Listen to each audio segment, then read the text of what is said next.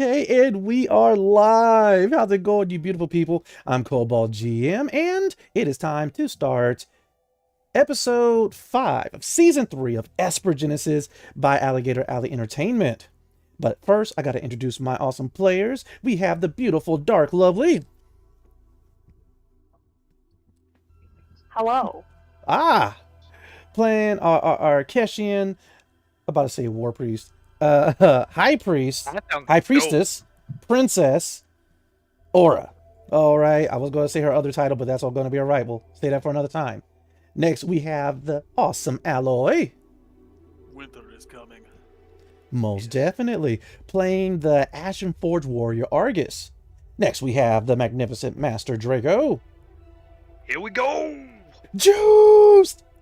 Juiced up! All right. Playing the Volna Hunter Rider Brave Stride. We have the terrific Tonto Tomahawk. Hello there. Playing the Fire-Blooded Promethean Sagaristio. Lastly, we have the Titanic Typhoon 44. Beam me up, Scotty. There's no intelligent life here. I'm inclined to agree. All right, play the Earthborn Human Captain Jonathan T. Archer. We got to give a special shout out to Steve, who, wait, I see him in the comments. Yes. Felicia, Nicole, who's kind of in attendance, but we'll talk about that later. All right, Justin Riley, James Nash, Aku, Matt Click, the team at Absolute Tabletop, Esper Genesis 5e RPG FB group, the Old Dudes D&D, RGB RPG, Roll20 Dad, Aaron Cameron, Belor McCracken, Dave Rosser Jr., and Aiden. Please engage that like button hard and share this video around. But with that, let us go ahead and get started. For that extra inspiration, is there anyone who would like to volunteer to do last week's recap? So we spent half of the time just planning. The other half was executing the plan. Mhm. Plan almost fell apart. We almost abandoned the plan. We were able to salvage the plan and not totally screw things up. It was Cynthia's first flight. She's a badass. She flies like a dragon. We swatted floating things in space. Then eventually we managed to get the... I keep wanting calling it the Event Horizon, but it's not that. It's the Astral Horizon. Astral Horizon. Yes, sir. Yeah. Yes, sir. We were able to get the Astral Horizon through the stratosphere that was supercharged on the planet in order to reclaim the ship. We got attacked by some brigands or pirates or whatever the hell you want to say. We kind of kicked the shit out of them up until, Aura. Aura reached through my mind in order to use a psychic ability on them. And the Core Stone decided this was a prime example of a time to make someone's head pop with power. Oh, yes. Oh, yeah. Yeah. Also, she has seen my hell. But we were able to reconfigure the tractor beam on the Astral Horizon well enough to be able to tow our salvage up into space. Mm-hmm. Most The name of that definitely. salvage was the Basilisk. Yes! So with utilizing pretty much all of the core stones, we were able to easily retrieve our job. Excellent, And excellent, my ace excellent. pilotry. Say that one more time. And my ace pilotry. Oh, most definitely. We cannot forget about your ace pilotry. Yeah, I also forgot to mention that Cynthia leaks chocolate when she gets nervous, so that's whoever freaking messed up my ship, thanks. whoever did it, you're Messed it up. weird and your Delectable. brain works very strangely. Thank you for reminding me. Willy Wonka ship. Yeah, can that have been like a one-time thing? Oh, please, man, please. I don't. That's just one-time thing, man. Well, we shall definitely see. Give me just a second. As a matter of fact, let me remind him that we are live streaming in case he has some other brilliant ideas that he would like to interject into tonight's session. Is this the Q-tip guy too? No. Is this the guy who suggested the chicken? Strangely enough, no. Huh. That was the Q-tip thing I was thinking about. It's a chicken with the Q-tip. All right. No, actually, that person hasn't gotten back to me in a little bit. But we will hopefully hear from the chicken person. All right, who needs a definite better name than a chicken person? Yeah, they all know us, but he's hiding the information from us. But He's like, you're not gonna know. Alloy, Argus, you're going to be starting off with 2 inspiration.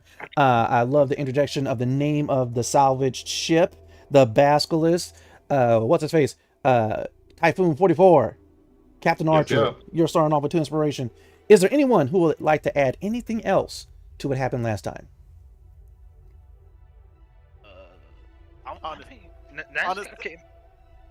On a separate note, I hope all the viewers notice we got updated stat cards on the page now. Yes. No, this way. Yes. These players have dealt with months upon months of my craziness, and now they have reached the pinnacle of level 8. I don't know. I feel a little exposed with all my stats out there. Well, we shall see what happens. All right. Zilbar, welcome. All right. Is there anything that anyone else would like to add? Our lizard man came in clutch doing the calculations to get through that ion storm, so. Yep. Yes, the lizard man, not- the Matokai. He was also less than pleased with the fact that we dragged him along with us. Yeah, he really just wants power to his project, man. He isn't. This poor guy. No. We got the egg out of there, now we put him to work. No. No, Against his Tachi. will. No, Tachi. I need you to sign this contract. No, let me stay on the ship. I'll sign it.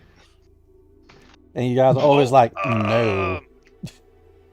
Jill is actually the first one to kind of talk with Cynthia. She was flying around in our dreamscape.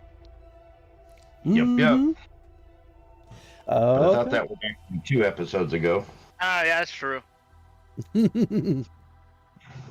Oh, right. And so, with those additions, Argus, Rylan Bravestride, Archer, you guys are going to be starting off with 2 inspiration. Thank you guys so much for the recap. And it is time to get into tonight's session. Are you ready? Yeah! I love the wiki yell. I can't do it. Oh, all right. For ramming speed. Laugh it up, fuzzball. All right. Well, And I am so glad that you brought up ramming speed because, once ramming again, some speed. just about, once again, I need everyone to roll initiative. Oh boy. The situation is thus. You guys have successfully managed to extract the Basilisk from its crash site into the orbit of Aria 7. But just as you guys reconnected with Cynthia, the bioship, in the form and shape of a void drake, effectively space dragon, all right, you realize that you were not alone, coming from the opposite side of the planet from which the sensors were not able to accurately track. All of a sudden, you do see a decently sized capital ship. Given the mismatching parts and the different color splotches, the rust, as well as a few of the missing battle placements, you could definitely tell that this junker capital ship belonged to those starfighters that you guys crashed on the planet. And as soon as you see this capital ship coming from the other side of Aria 7, you see the doors, the ports on the side of it struggle to open, but it is now launching its own fighters.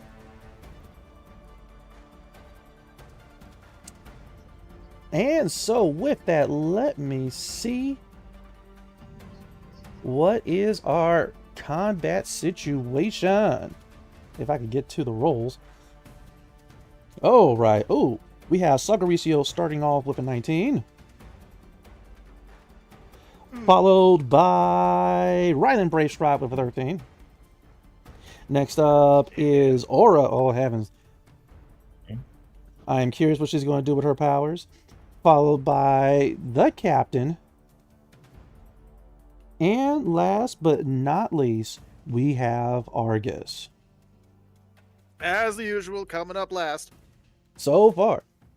All right, but for you guys will of course be able to tell me which ship you guys are on and what you guys are going to be doing, but we will still be doing this in order, starting off with Sagaricio. Last I recall, you stayed aboard Cynthia, right? The bioship Void Drake. Yep. Awesome, awesome, awesome. All right. But you are going first. I don't tell me, where are you inside Cynthia?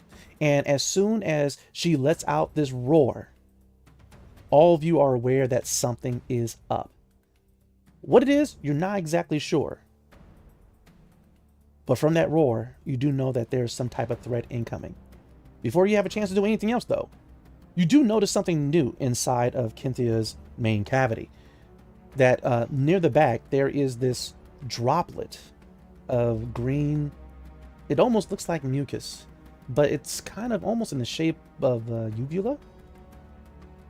You don't recall it being there before, but either way, that aside, what do you do, Sacristio? Well, as per usual, since I'm hearing the roars and things getting underway, I'll hail the bridge and, hey, I'm hearing Cynthia roar. What's up?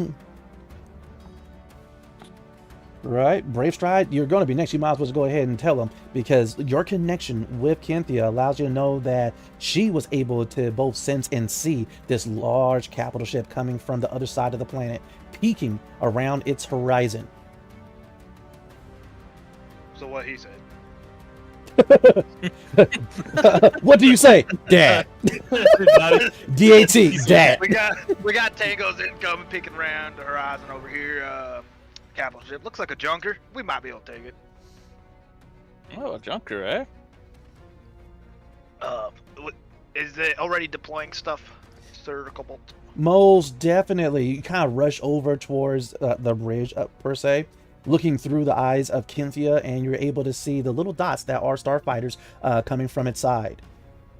There are incoming. Oh.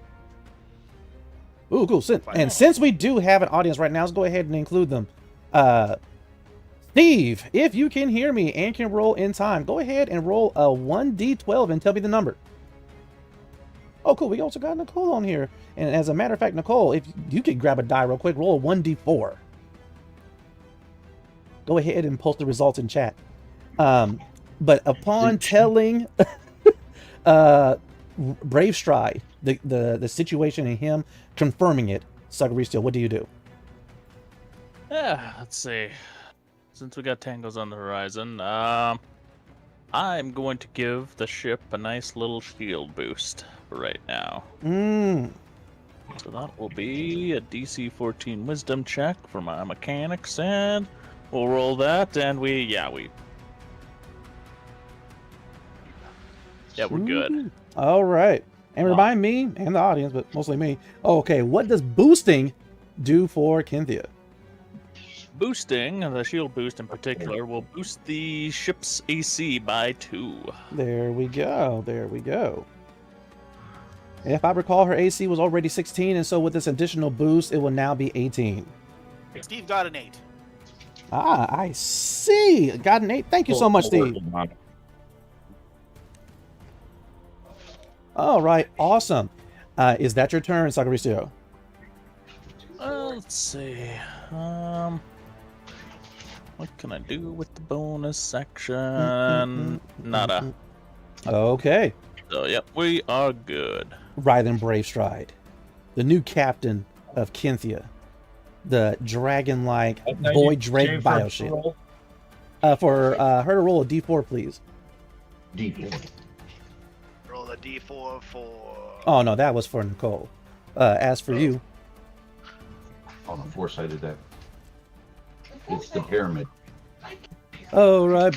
But with that, Brave Stride, it is your turn. All right. Tell me, what do you do? How do you captain this boy Drake? 3 on the roll for her. Most definitely.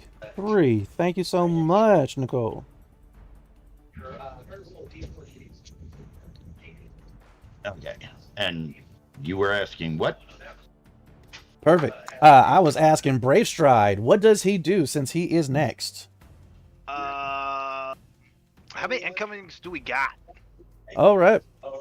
You go ahead and peer, and you go from looking through your eyes, through your connection to Cynthia, and through her eyes, and finally you're able to see 8 dots of light, being the starfighters, screaming through space, heading towards the three of you. The Astral Horizon, the Basilisk, and Cynthia.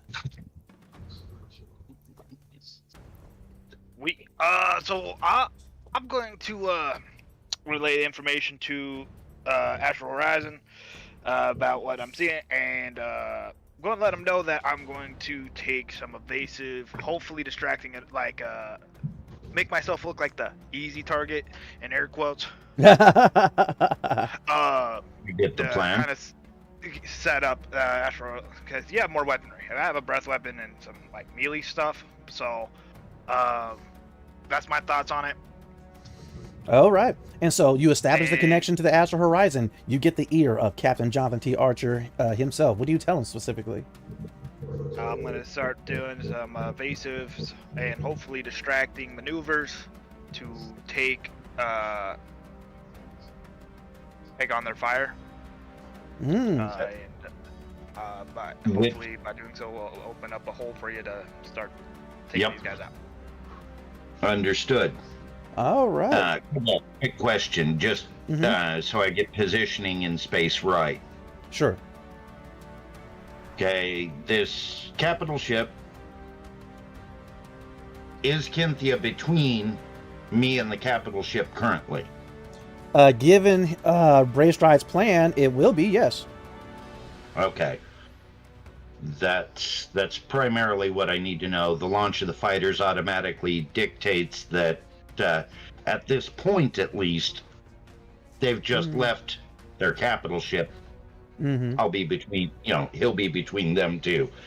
Okay. Well, yeah, I mean, if you need to imagine a battle map, imagine so. All right, your typical rectangular paper sheet map of space. On the south end would be the half circle curvature of Aria 7. Imagine the Astral Horizon is in the center of this page, and effectively underneath it would be the Basilisk. Right. Cynthia was on the right side, or the east side of the Astral Horizon, but has moved to be on the left side, or west side of the Astral Horizon, so that she can intercept the 8 fighters, thank you Steve for rolling the 8, that are coming to do something to you guys. So, okay. Right? Does that help you visualize what's going on? Yep. Awesome. Last time we left off, I was utilizing extra boost from the engines on the Basilisk. Is that still in effect, or did that burn up getting out of the atmosphere? That burned up getting out of the atmosphere. All right. Am I far enough up that I can cut it loose and it float without getting caught in the gravitational pull? It will not get caught in the gravitational pull immediately. As a matter of fact, it will get caught in the gravitational pull thanks to someone else's roll in 3 combat rounds if you let it loose now from here. Okay. But Sure, I won't let it loose just yet. no problem. We will talk about that in just a moment. We still got to wrap up Brave Stride's turn. All right. Yep, sorry about that. No Not problem. trying to- You're just trying to get clarity. All right, Brave Stride. Once again, the seat goes ahead and molds out of her insides for you to sit and get comfortable. I'm assuming you're going to be utilizing the Cynthia rifle. Revenge. Yeah. All right, in order to steer and to further tighten that connection, correct? Yes. Awesome. All right, you take the sniper rifle, place it into the slot. It turns into the control stick for Cynthia as you maneuver her around the Astral Horizon to intercept these incoming junk starfighters. All right, I'm going to need you to actually, you can roll either intimidation or deception in order to get their attention, to be that distraction, to draw them to you. Okay. Well, not either are both shit rolls, so we will do this. It's all right, you can do it. I mean, I do get the inspiration if I have to use it, but they're both the honest ones, so Well, who knows? Maybe the dice might be on your side for a change. we'll find out. It's a 10. Okay. I will be rolling for the group of them. to see if they can go through, well, see through what you're trying to do. Let's see how this works. By just 2. You go ahead and you move into position. They are going to have to effectively encounter you or go around you before they have a chance at getting to the astral horizon and the basilisk. Seeing as how they're next, that's exactly what they do. They begin flying towards Cynthia, your bioship, your spaceship. And it seems like they were getting ready to attack when all of a sudden they split off into 2 groups of 4, and they effectively just take the long way around you. Okay. If you want, though, this will provoke an attack of opportunity from you because your ship is not like your traditional spaceship, and you can actually perform melee attacks because it is a Void Drake. Do you want to take an opportunity melee attack with Cynthia? Yeah, we'll do a tail swap. There it is. All right, and so as they are zooming by, zoom, zoom, zoom, zoom, zoom, zoom, zoom, zoom, zoom. What do I roll for this, though? All right, you will actually be utilizing your stats. Right now, you and Cynthia are 1. So go ahead and make a melee strike. What's proficiency? Yes. All right, cool. All right. Do something, tail. Do something. Oh! Of course, it's going to be a nat 20 off the bat. All right. First roll for something combat related, and what does Avery wants to give you? A nat 20. Woo! Look at me. Look at me. Go ahead Smackdown. and Yeah. roll that damage. And seeing as how what's her face? Avery can't really do multiplication for some strange reason. No, I think her multiplication's fine. Oh, oof. You haven't given me the stat on the ship. This is so true, and I apologize for that. Give me half a second for the Void Drake. Here we go. Not the bite, not the claw. Where's the tail whip? The tail whip. Okay, right here. Okay. Oh, why? Why? Okay. What is it? Okay, it is 2d6. Given your bond though, 2d6 plus your strength modifier. Okay. And make sure you write that down.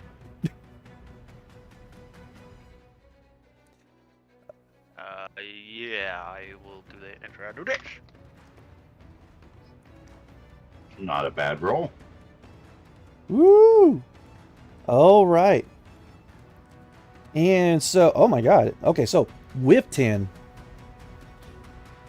multiply by 2 for crit. Yes. I was about to point out the multiplying part. All right, you want to say it then? No, you got it covered.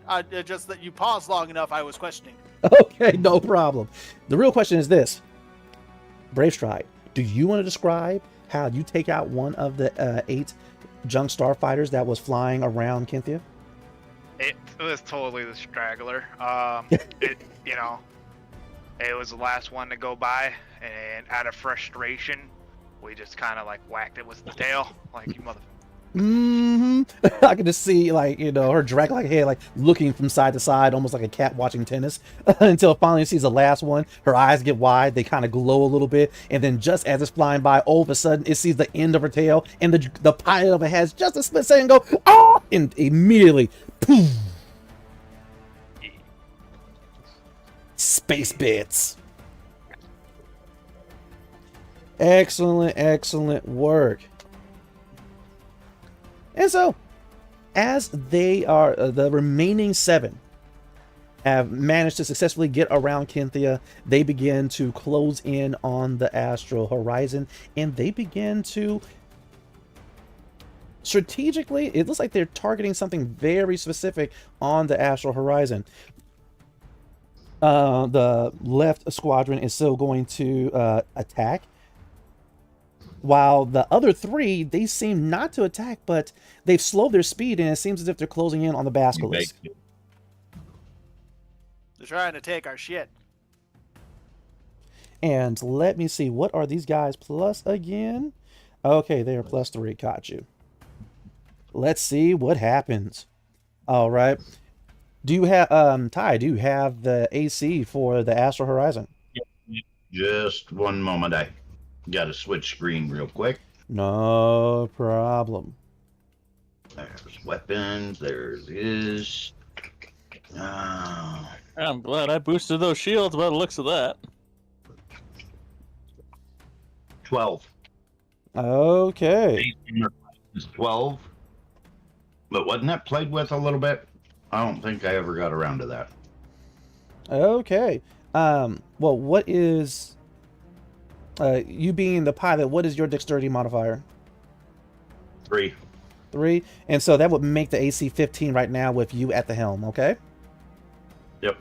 All right, and with you at the helm, the AC being 15, that means 2 of these junk starfighters managed to actually hit, doing a total of 10 damage. All right. Okay. The astral horizon begins to shake and rattle. The door to the bridge opens up just in time as Nathkar is coming through. What is going on? We're under attack. Why? Who did you piss off now? Get back down to engineering and lend Jackson a hand. He needs a mechanic, not a hand. Just do it. I don't have time for this. Right, and with that, he goes ahead just to toss up his claws in frustration and leaves the bridge. All right. And it's a good thing he does that too, because now Jane is able to put her gun back and focus back on the task at hand. As she's sitting here letting you know that currently you guys are engaged with 7 starfighters. 1 was destroyed by Kynthia. 3 seem to be going for the Basilisk, while 4 are attempting to actually blast and disable your guys' tractor beam. Right? But as she is giving you that stats report, as she's telling you that you guys are taking a little bit of structural damage, but the astral horizon is still holding strong, we actually go over to your turn. Oh, I'm sorry. Wait a minute. I'm cutting someone out. Princess Aura. Yeah. I apologize. All right. Tell me, where are you currently in? Well, which ship are you in, and what are you currently doing?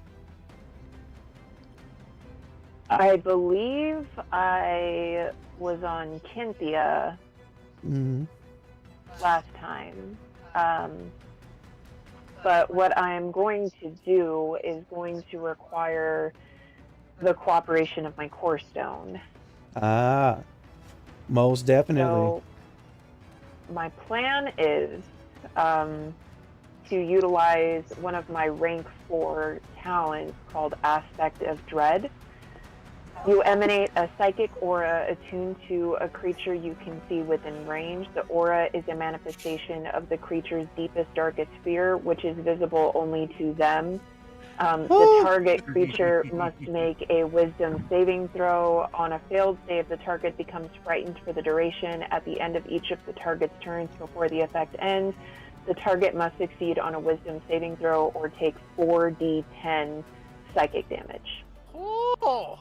Okay. So I want to basically utilize the core stone to use that psychic aura to surround the astral horizon, to basically make it so that like any combatant that sees the ship is going to see their greatest fear instead. No, it's the IRS. All right. Okay, I will say this though. I mean, I'm looking at the verbiage. You can do this to 1, but unfortunately, even though it says Aspect of Dread, it's not really an area effect. Are you saying you want to try to utilize your core stone to make it an area effect? Yes. Ah. Okay. And so this is going to require a hard check from you. All right. You said that this was a rank 4, correct? Yes. All right. Utilizing your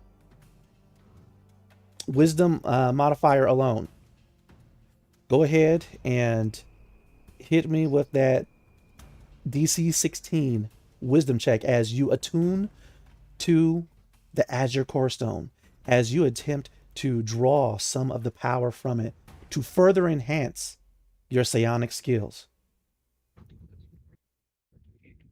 I was one short. One short. Do you want to use your inspiration?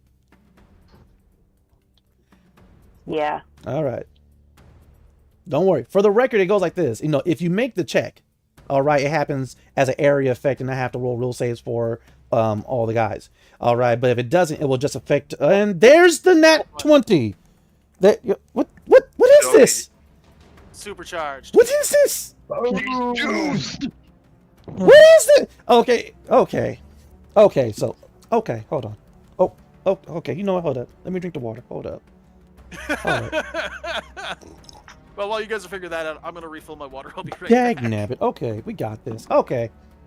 All right, Abray, let's do this. Okay, I see you. Okay. Aura. As you are currently concentrating inside of Kynthia, the Void Drake, you are currently sitting crisscross applesauce on the lap of the Symphodal Remus, who has currently shaped his body to be in the form of a chair for you, a throne, clad in gold. But for a moment, the Azure Core Stone hovers in front of you. Your entire form begins to be outlined in blue. You begin to hover up off of the Symphodal. Your natural psionic essence is able to feel his disappointment. But then, the essence that is the Azure Core Stone senses what you're trying to do, senses how you wish to protect your family, your friends, your crew. And with that, it reaches out for you to take its hand, to which you do. And as soon as your fingers interlace, you feel that surge of energy. Your eyes widen, glowing brightly blue. And all of a sudden, this pulse of blue energy emanates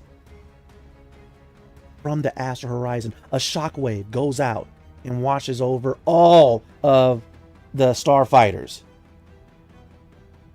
With your nat 20, they have to make a wisdom save with disadvantage. Tell me, High Priestess Princess Aura, what is the DC that they have to meet or beat? I believe 15. 15. Okay. Let's see what is in store for the dice for these people. Okay. Oh, heavens.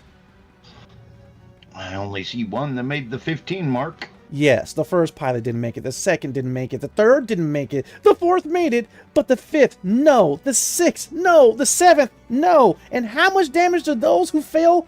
How much damage do they get? 4d10. Do I roll that or do you roll that? You roll that. How many? Do I just roll it once and we multiply it, or do I have to roll it multiple times? You roll it once. Okay, because it's 4d10 per creature. Well, I mean, do you want to roll for the rest of them?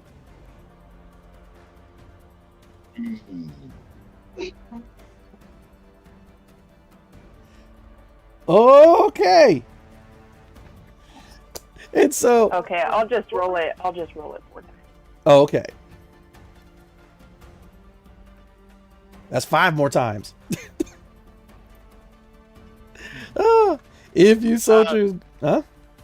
Lovely, if you want to speed it up, if you do exclamation RR space, the number that you need to roll, and the number of times you need to roll space 4d10, you should actually do all of it at once. That's how Cobalt's been able to throw all of the rolls at once.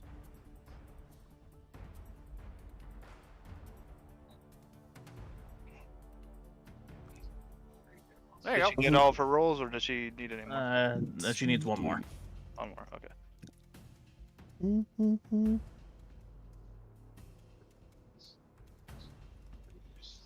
Okay. So the 23 and let's see, 1, 2, 3, 4, 5, 6, and so 6 did not make it. And we have how many rolls? We have 1, 2, 3, 4, 5. So one more roll, please. Damn.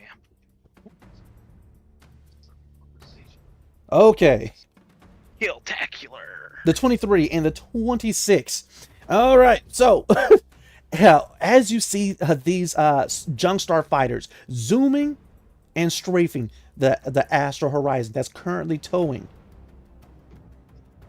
the basilisk, after an attack run rattles the ship just a little bit, they begin to swoop around to make another attack run, when all of a sudden this blue pulse of energy emanates from Kynthia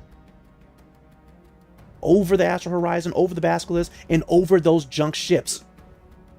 That's when all of a sudden, inside two of them, the guy who's piloting, he's like, no, no, no, no, no, get him off, get him off, get him off, get him off. And immediately he just opens up his cockpit and gets exposed to vacuum, and you see his starfighter just kind of veer off and just fly off into nowhere, while he is currently strangling and writhing in space. While the other one, his eyes get huge, and he goes ahead and lifts up his visor. He's some type of a blue skin alien that actually has 8 eyes, and all of them are bugged out. As immediately he just jerks his control stick over to the side, and he takes off for deep space and nothingness.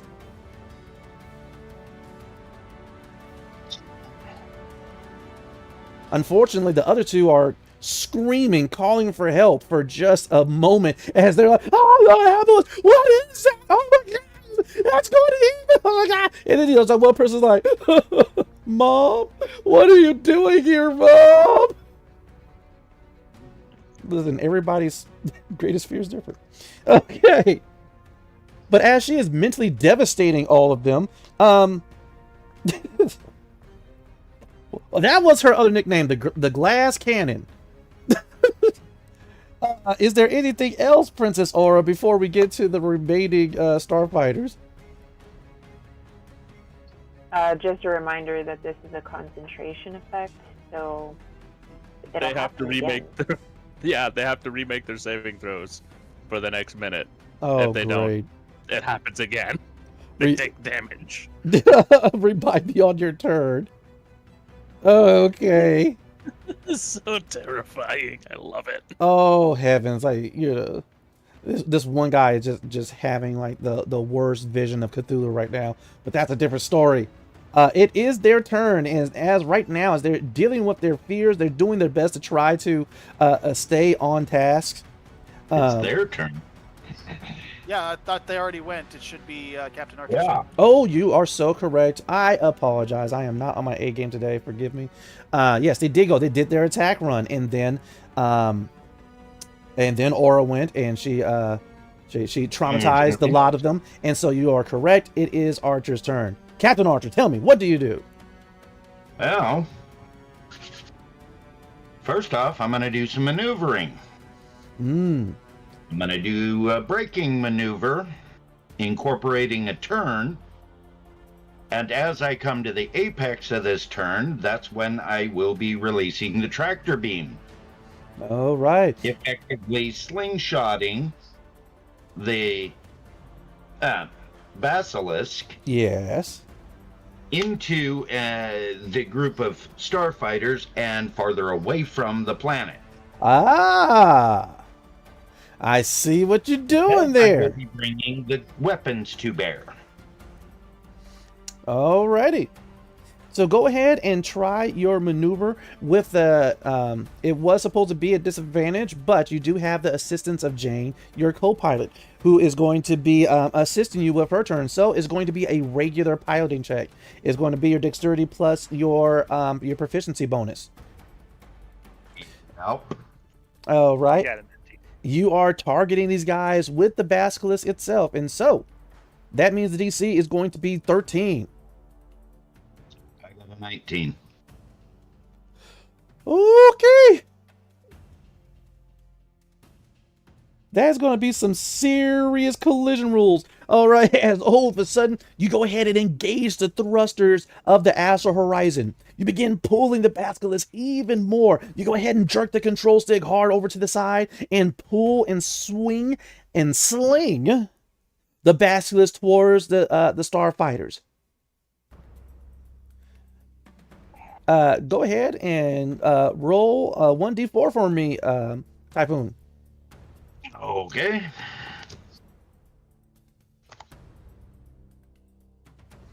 What's the ship size for the basilisk?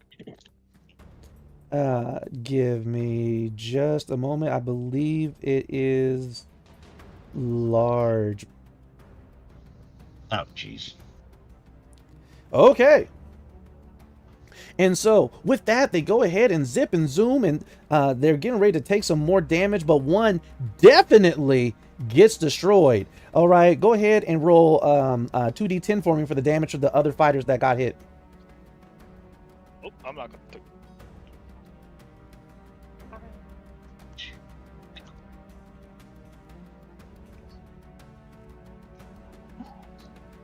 Team Woo! point. Okay. All right, as they're desperately trying to avoid the basilisk and avoid a direct head-on collision, one of them, it knocks their wing off. Another one scrapes all the paint off its undercarriage. All right, but they survive, though riddled. Aside from that one, who completely just said, ah! And completely over. Now then, Yep, that was your move. the auto-targeting gun, which I believe was the rail gun. Mm-hmm. I gotta check that. Which is the D10 weapon. Mm-hmm. Yep. Yep. Okay. Roll to hit. Mm-hmm. And so after you go ahead and crash the basilisk into a few of them, and the ship is now kind of smoking a little bit in the front, you go ahead and drift with the Astral Horizon and line up your shots with the remaining. And with a 20. And that's a hit! Go ahead and roll that damage.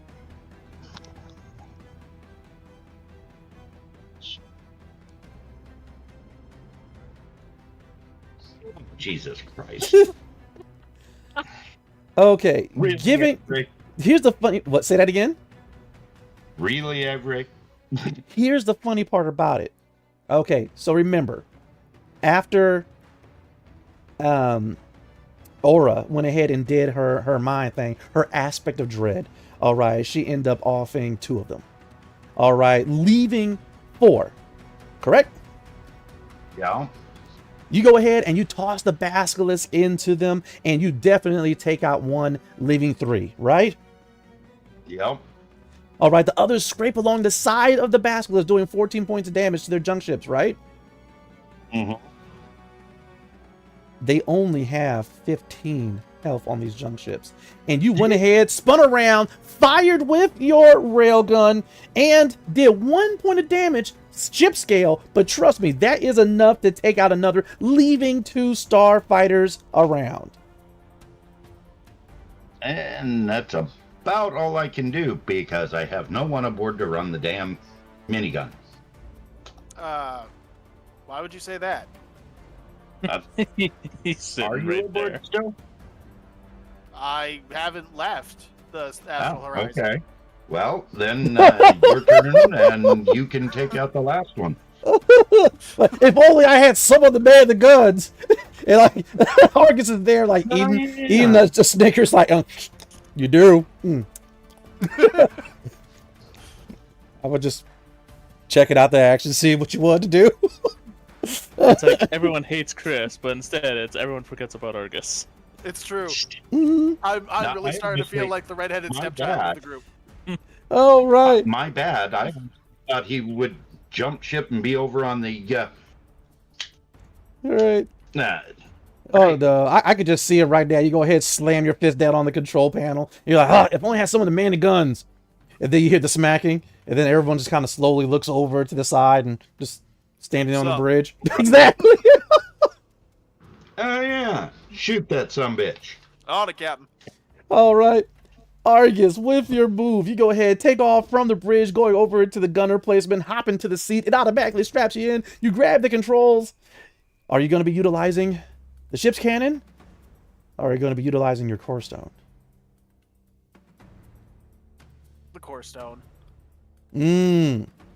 Oh, with that, you go ahead, you grab it. The energy surges through you, and from your hands into the barrels of the gun, you feel the presence of the core stone.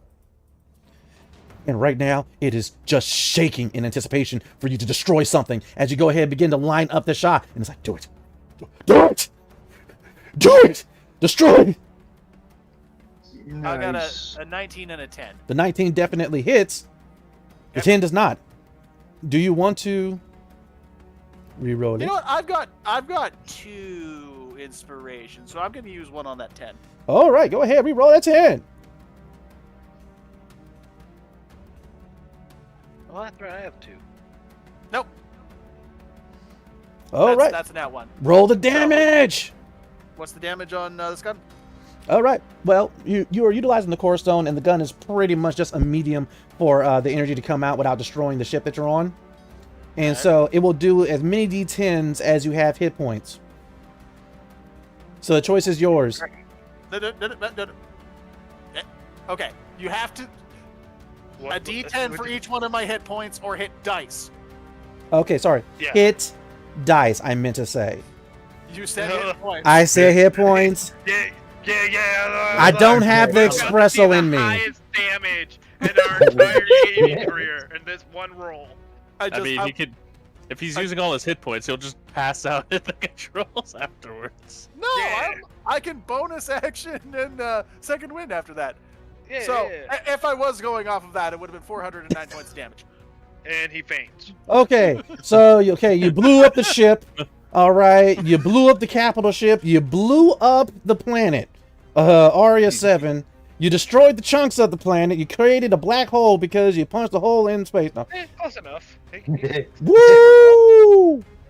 Okay, actually, Wow! I One of those die was below 5. Jeez. 3 of them are maxed. okay. Poor bastard. Can we go to Vegas? I will pick on a dirge, play a dirge. All right. Let him flip the capital ship too. Like that's our friendly poke, man. Come on. Argus. Paint. Describe how you destroy the last starfighters and severely damage the capital ship. I just kind of like release control for 1 second, and the core stone just jumps for it.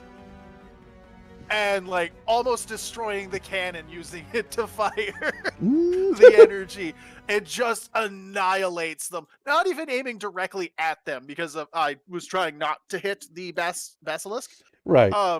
So just kind of like the off shot, but the sheer force from it just rips their hulls apart as they had already sustained massive damage. And the beam doesn't stop; it just keeps going, and then you see an explosion on the ship in the distance, and Argus's jaw just kind of drops, like, "Oh, Oops." Yes, about a fourth of the capital ship has broken off as you see it start to slowly turn away and go back to hiding on the other side of the planet. What do you think, Captain? More salvage? Can I hail it real quick? Yes, you can. We just want the toll. Right. Kuba to chua. You see it's adjusted something? Leave us alone! Leave us alone! Go away! Go away! Send Cubal, we'll leave you alone. This is a takedown now. How do I know you will keep your word? Because don't. you're paying me. And with that, all of a sudden, you guys see like an escape pod jettison from the capital ship heading towards Kinthia. and they are doing their best to haul ship out of there. I'll let him go. I'm going to reacquire tractor beam lock on the Basilisk. Okay. The rest of you guys saw that, right? That was cool. Did you sneeze? Yeah. I might have just let a little bit too much out. I'm not apologizing. No, I just got an escape pod cubal. Hold on, Mm, bring it in. Let me see what's in there first. oh heavens! But with that, combat is over with quite the climactic finish. Between Argus. Like, none of us Yeah, needed to do anything. Argus and Cass had it. Yeah, that was a Hans Zimmer bomb. Yeah. The double A team, Argus and Aura. So right we now, are the A team, yeah. as you guys are celebrating, the only thing of note right now is that the Basilisk is currently on fire in space. Oh. That's impressive. It's a That's an vacuum. easy fix, too. Expand the tractor beam, smother the fan. Probably an It's- electrical fire. But fire doesn't really burn in space unless it has oxygen. Yeah, but if it's an electrical fire, I don't give a fuck. Well, then there's the factor that there would have been still some oxygen left on the ship just from bringing it up out of the atmosphere. A crack in the hull, now the oxygen's spraying out. There you go. It's called All you fantasy need is a fire. spark, and you got a torch. Yeah, yes, it is fantasy fire. It is the same space fire that equates to the sounds that blasters makes in space. Yeah, fantasy fire. I like it. Right. Okay. And so, Archer, you said that you wish to somehow utilize the tractor beam to snuff the flames? Yep. All right. Go ahead and make a computer's check as you attempt to modulate the tractor beam to do so. While you are doing that, what is everyone else doing, starting with Princess Aura?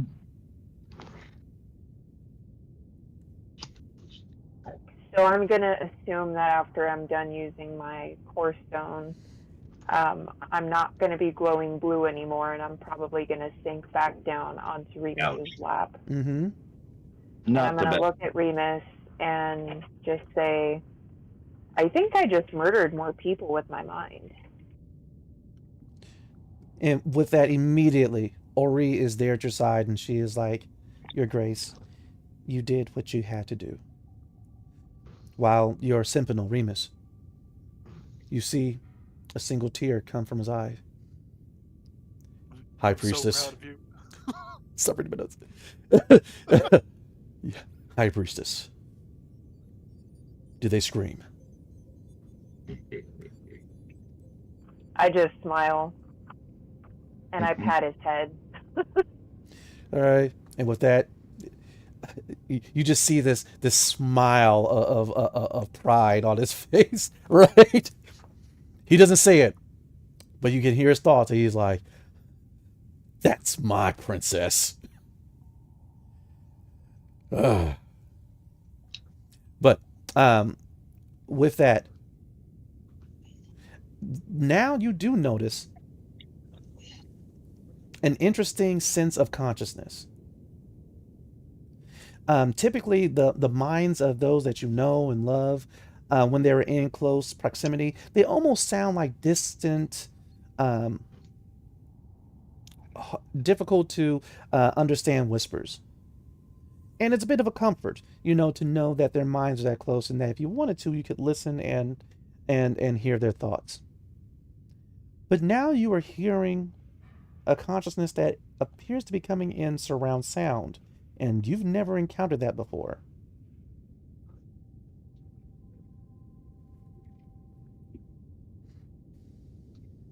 So it's not like anything I've experienced before? Exactly. Typically, you would be almost able to at least pinpoint a direction where someone familiar's thoughts would be coming from. Like in front of you, behind you, to the side of you. You could close your eyes right now and know exactly where almost everyone is, except for this other consciousness that seems to be all around you.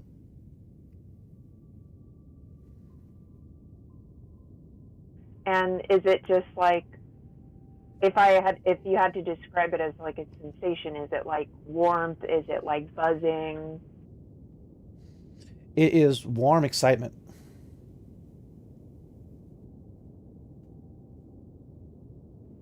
So space is excited. As in victoriously excited. Is it Cynthia? It is. It is. Okay. Right. That's good to know. I can feel when Cynthia is happy. Mm-hmm. Right. And it was just weird that you felt this before. You just really didn't pay too much attention. And now it seems to be even stronger, even more intense. But as you finally dawn upon that realization, Brave Stride, tell me, what do you do? What do I do? Mm-hmm. It's okay. What? How much cube will we get? I love it. As Cynthia goes ahead and catches the escape pod in her teeth, kind of cracks it open and swallows its contents.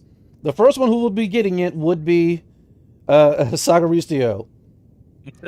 You know, unfortunately, you go to this port and it's almost like an about to say port colors. No, that's not it.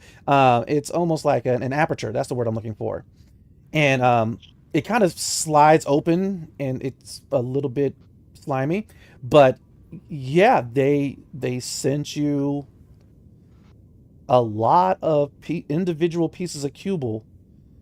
I can have fun. We will leave this up to chat. Steve, and oh, Lisa, you're there. What's up, girl? Yeah, can the boat? Okay, Steve, can you roll a D100? All right, and Licia, please do so as well. That is the amount of cubal they collected to give to you guys to survive that space encounter. God, could you imagine what it was like on their comms, hearing everyone like literally freak out? In the span of 6 seconds, the minds of several of them collapsed. They had a spaceship thrown at them, and then a giant laser fired at them and destroying a quarter of their ship. You want this ship? Take it. That's 6 seconds. 6 terrifying seconds. And I'm still confused on like why would they fly around the dragon? The dragon. They were after the salvage. They weren't after. Oh, my ship was too pretty. Good. I'll let her peacock that. And they technically weren't even trying to like take us out. They were just trying to disable the tractor beam. They just Well, wanted. They should realize by now this is we stole this fair and square. What's on the basilisk? What do they Well, want off the basilisk? That is the question. And so Alicia rolled 75 and Steve got 37. all So that'll right. be a total of 112. 12, yes. Yeah. All right. And Nicole, by the sound of my mouth, if you can, also roll a 100. It is a capital ship. There was a lot of junkers on there. 32. All right. 112 plus 32. Someone do the math. Sagaricio, 144. that is how much. Woo! That Canadian education system, I'm impressed. Anyway, that is how much cubal you have collected from these junkers. Apparently, they collected 10 from most of their crew. The broke. They are literally in space harvesting garbage. So that was 100 and what again? 44. 44. 104? There we go. And so, They are broke. Argus did it. Let's just send him that. all right. With a 11, though, you do manage to modulate the tractor beam. Effectively, you did the IT help, move. You just kind of turned it off and turned it back on.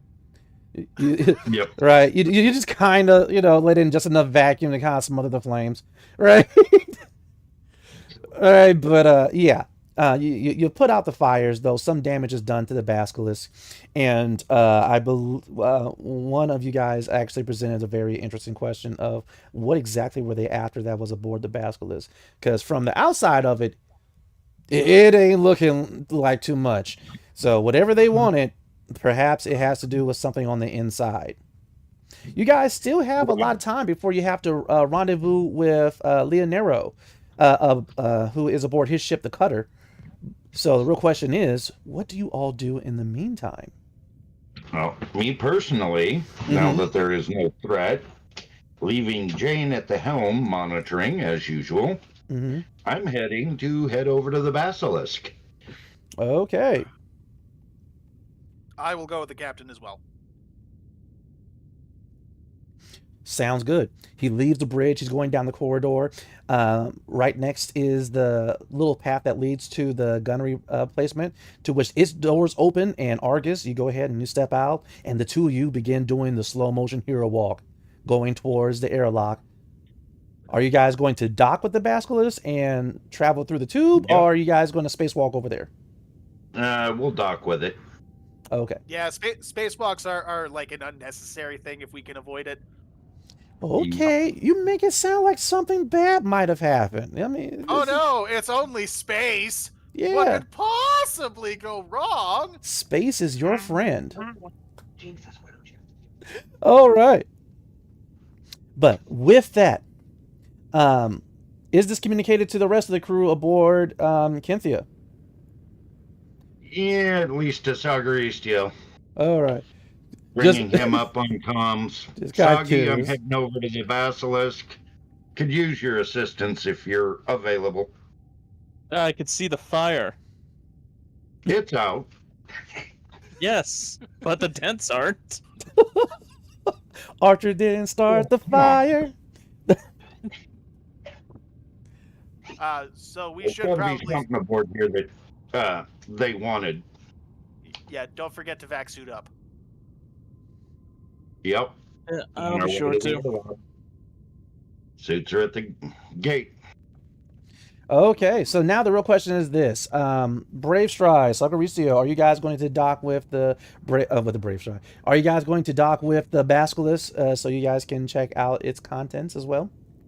So realistically, can you double dock to one ship? Yep. This one, yes. This one does have docks on both sides, so you guys won't meet. Oh right. Till you guys get to the center of it together. Well, I'll let him do it, man. I got stuff to learn about my own ship. Like, I don't have time to learn about another ship. So, yeah, before I start getting ready, I'm actually going to do a bit of an inspection on this escape pod. Because I don't trust salvagers. Mm-hmm. I know enough of them. I've had to deal with them. Dang, dabbit! There had to be one. All right, fine. I will. What are you going to do? Are you going to expel it, or are you going to examine it? I'm going to examine it first. Then expel it. Yeah, exactly. All right. Do you wish to use perception or mechanics, or do you have an Esper talent or something like that you wish to use? Let's see. You know what? I'll use mechanics. So. Okay. We'll see how this goes. Okay, cool. We're using inspiration for that. That's better.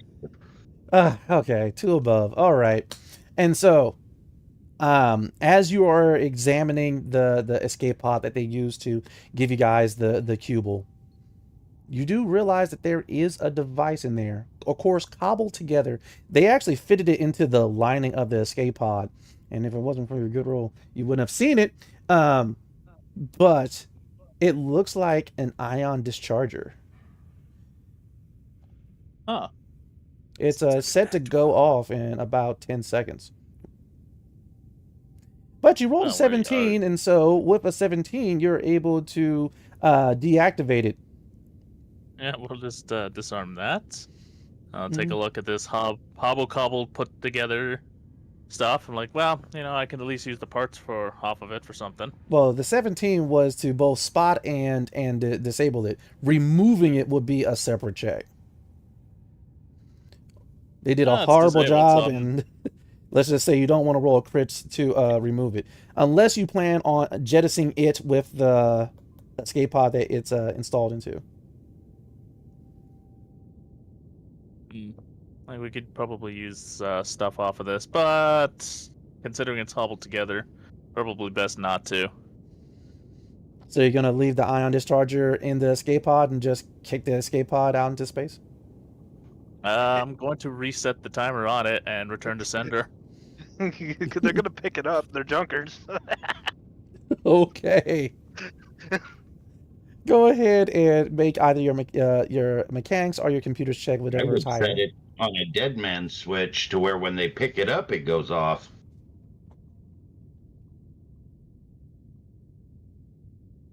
Yeah, they'll Mm, find it. So we'll do that. 8. okay. But it's not a crit fail, so it's not gonna blow up in your face or nothing like that. But you think you said it right. With that, as Oh, you launch kinda it back Pat toward. the inside. Yeah, I'll pat the inside of Kidya to send this thing regurgitating back up. Mm-hmm. The cool part about it, you guys are kind of insiders, so you hear it very loudly. You know, as it, you know.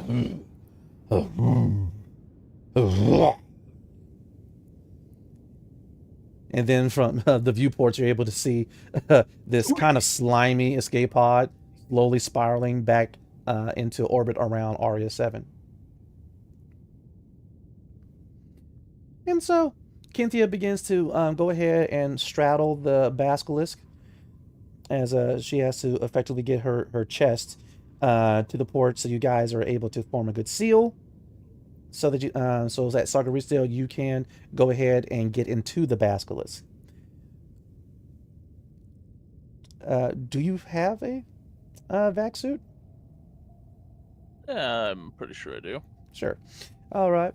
While you are getting that on, Sagaristio, Brave Stride, Aura. That's when you kind of all see the shadows slightly shifting, and your attention is drawn to the back of the main corridor that effectively goes from the bridge, which is effectively Kinthia's head, you know, down her spine and torso towards the tail. But before getting to the tail, you guys realize that there's this large green drop of substance. Why is there Mountain Dew on my ship? Yes, it's exactly the color of Mountain Dew. Woo! Do the do! Do the do! But now there's a light coming from within, and you guys are able to make out the figure of a person.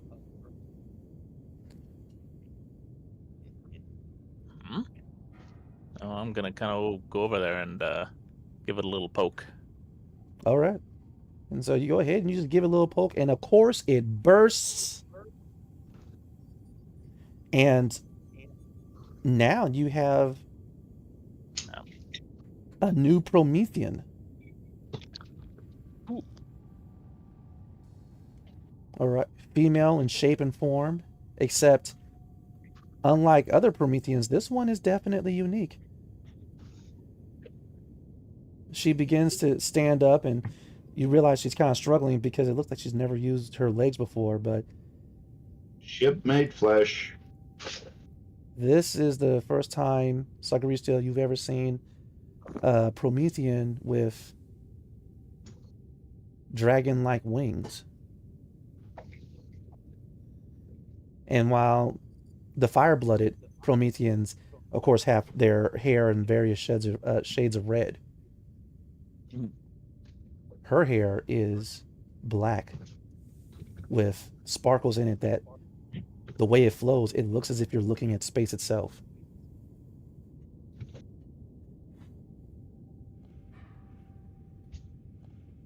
But with that, she finally manages to get into a seating position. Ori rushes over there and covers her with a blanket that she happens to have on hand. And this new Promethean just looks at all of you.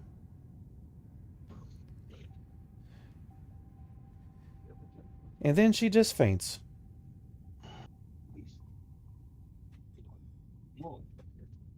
While she was conscious, did her mind feel familiar to me? Very much so. And now you no longer sense the surround sound type of consciousness.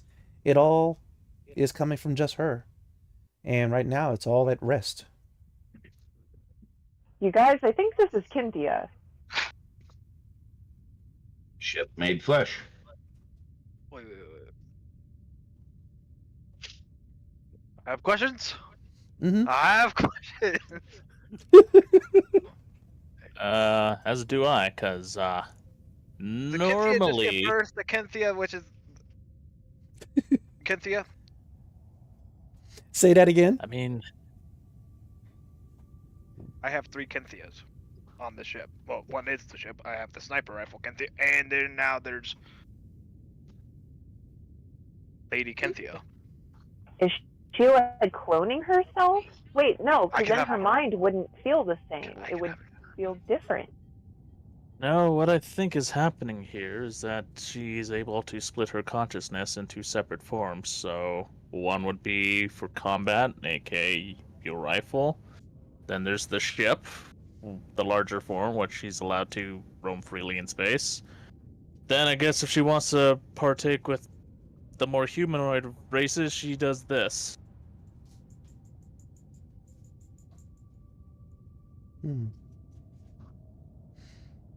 With that, the Astral Horizon has docked with the Basilisk. Argus, Archer, you guys are suited up and ready to go. Though, strangely enough, it seems as if the crew of Cynthia have gone quiet for some strange reason. What's going on over there, guys? Oh, We were God, watching a birth happen. Yeah, so we're pretty sure Cynthia gave birth to Cynthia, so give us a minute here. Yeah. Can things really get any like that much All of you weirder? done my weed. I mean, imagine your head, dude, just physically. On my shoulders? No, I'm talking what goes on inside there. Like I said, could things get any weirder? No, Telvin's like, hey, he's talking about me. He's talking about me, Argus. All right, he's talking about me. Tell him about me. I'm just gonna ignore him.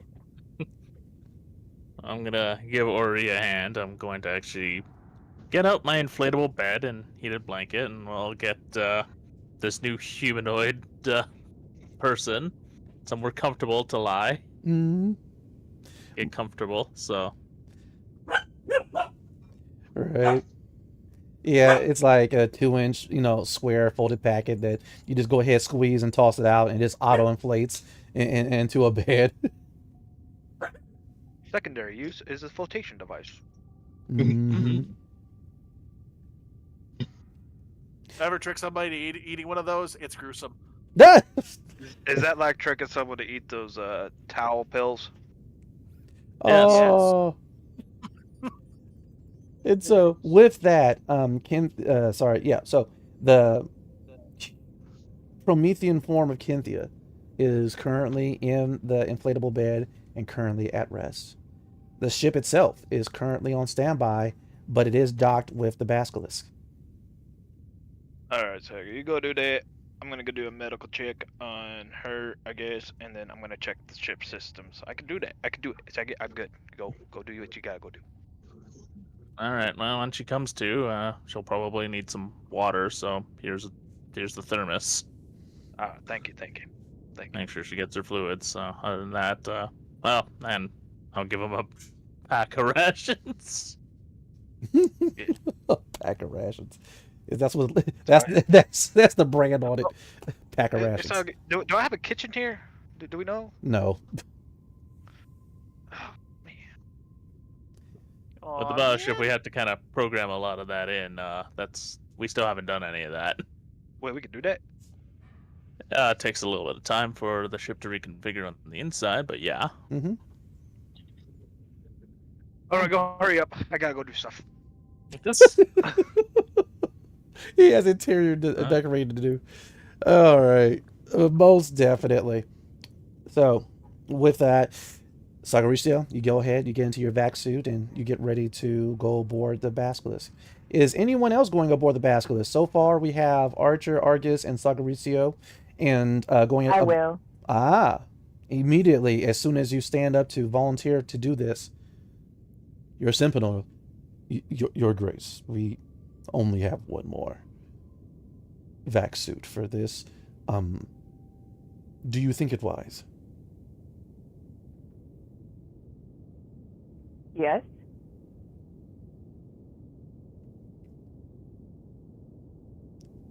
Then he goes over to you, Sagaricio. If anything happens to her, if I have to hold my breath, I will brave the ravages of space and vacuum to kill you. You have a good journey. I will have Kenthia eat you if you kill Saggy. I'll just pat Remus on his shoulder. I'm like, Superman, then you have tried that. But I appreciate your devotion. Of course, you are my friend. Make sure nothing happens to her, or I will have to kill you. And then this ship will kill me. It's okay. I'll just blame you when her father asks. Then we die together. But I'll make sure you go first. I would have it no other way. Safe journey. Wait. That was very friendly. Of course it is. I am an excellent Making friend. friends. Wow. It's changing. Because we are friends, are we not, Brave So Stride? gross. Wait, say that again. I said, look at all this personal growth. Yes. Yes. Exactly. I am always I know, growing. it's terrifying. I am taller than I was before. Are those lifts? No, that's just what happens when you've been out in space for too long. Oh, it's going to suck when you get on planet, though. What do I have to suck once I get aboard this planet? Come on, Sentinel. We're gonna go do stuff. Exactly. We are friends and we do things together. Yeah. Your Grace, please be safe. I, of course, will be Will here do. waiting for you. But in the meantime, rest assured, for I will be doing Here's the strange mission, let's things go. with my Come on. friend.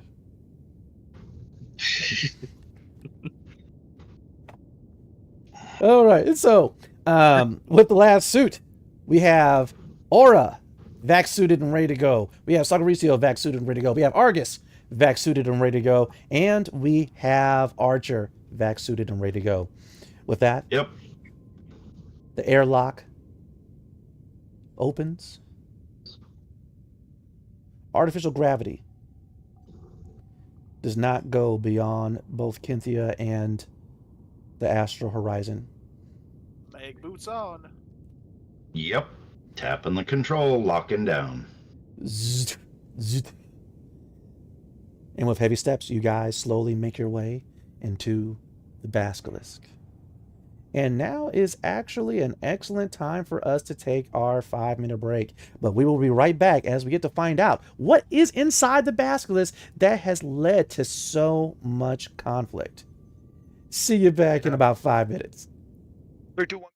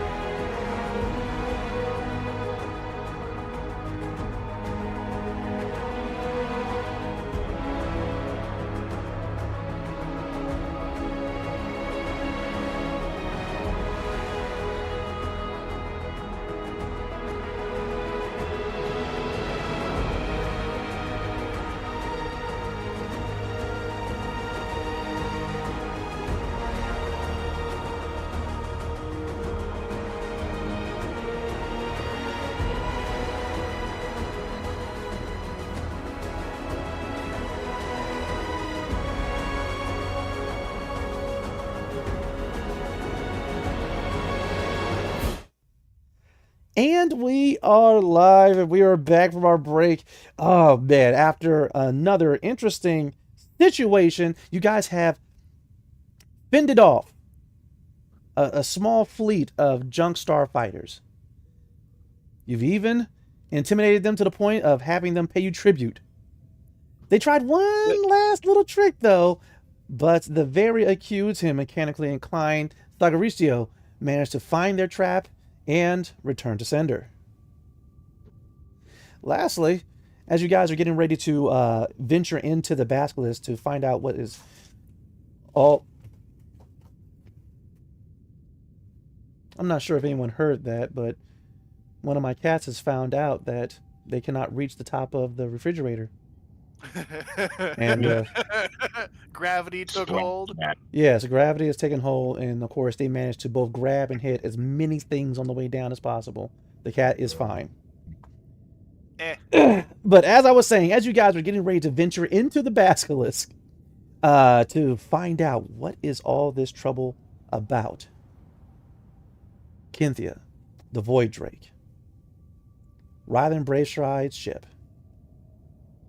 effectively a space dragon, did something miraculous and managed to produce the original Promethean form of Cynthia before she had gone through all of the multiple transformations that you could check out in the previous seasons of Esper Genesis.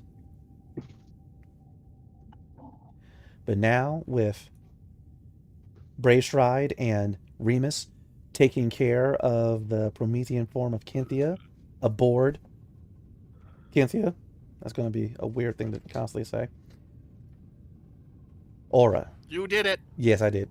Aura, I'm going Sagaricio. to rename the ship.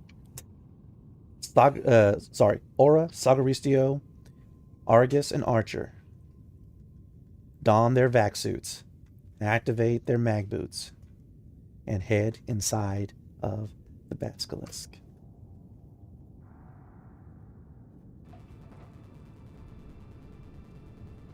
Archer, Argus. The airlock, the door from your side, from the astral horizon, opens just as it's supposed to. But the door to the basilisk is rusted shut and partially damaged.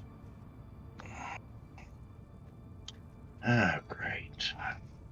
So I'm going to use my raw strength and some of the power stone to fix that.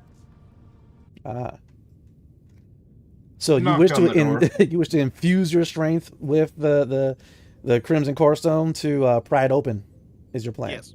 All right, awesome. As you begin to channel some of the power, Archer, you said you're going to knock. Was given codes in that. No, feel free if you want to knock before he tries to pry it open. Yep. All right. Sounds good, sounds good. You go ahead and you knock, and I do need a perception check. Because you're not sure, but you think you may have heard something.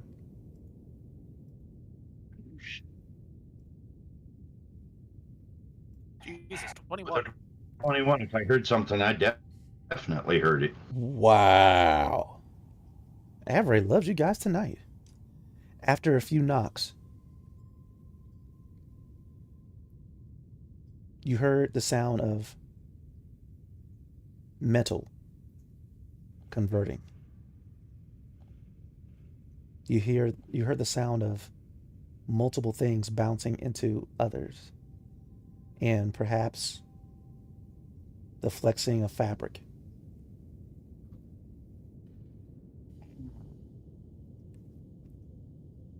Then finally, you hear a large thud. Something fleshy has slammed into something metal.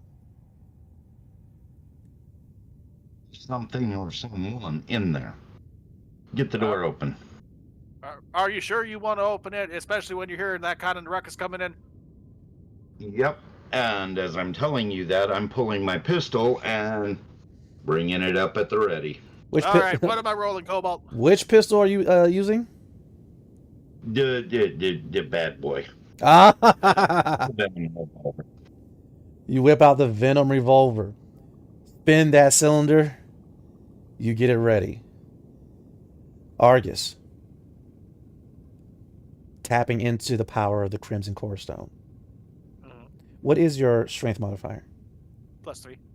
All right. It is now +6. Go ahead, make your strength check and roll with advantage.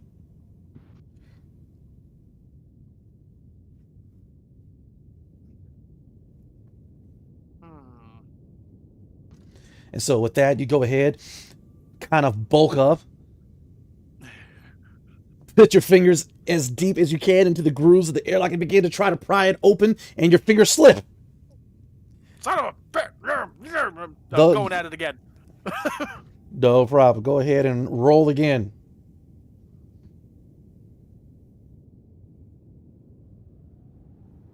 Wow! Okay, this is starting to piss me off. I'm going to use that last point of inspiration.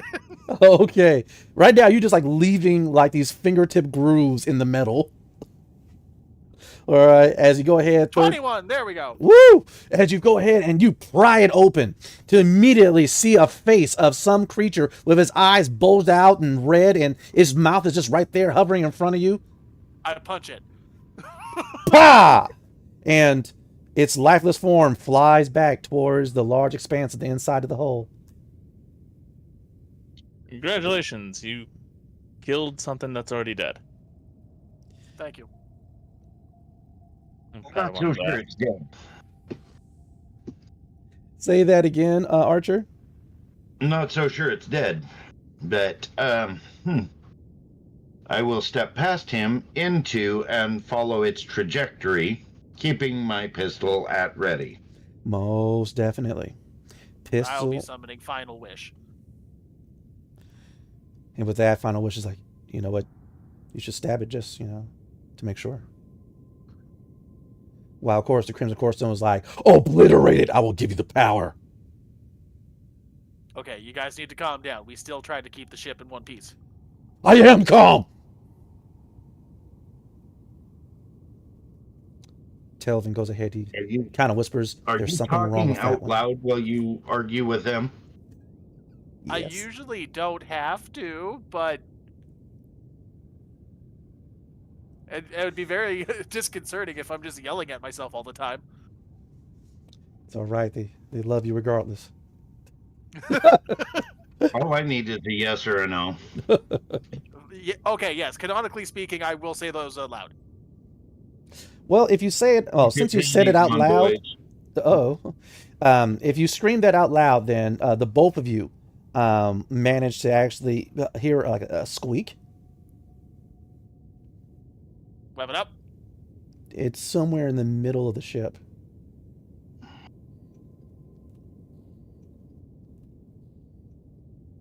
But as you Let's check guys, this corpse first.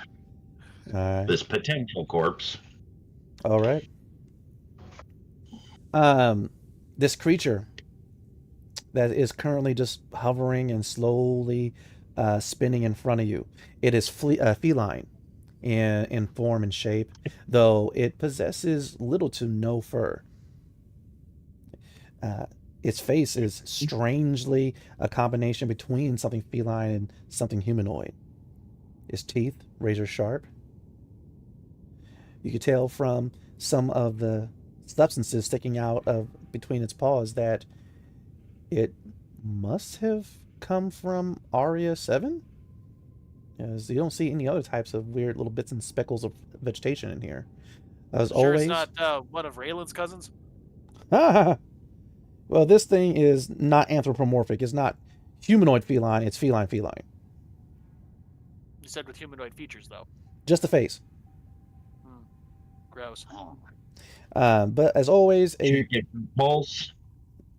all right. Give me a medicine check. DC is 10.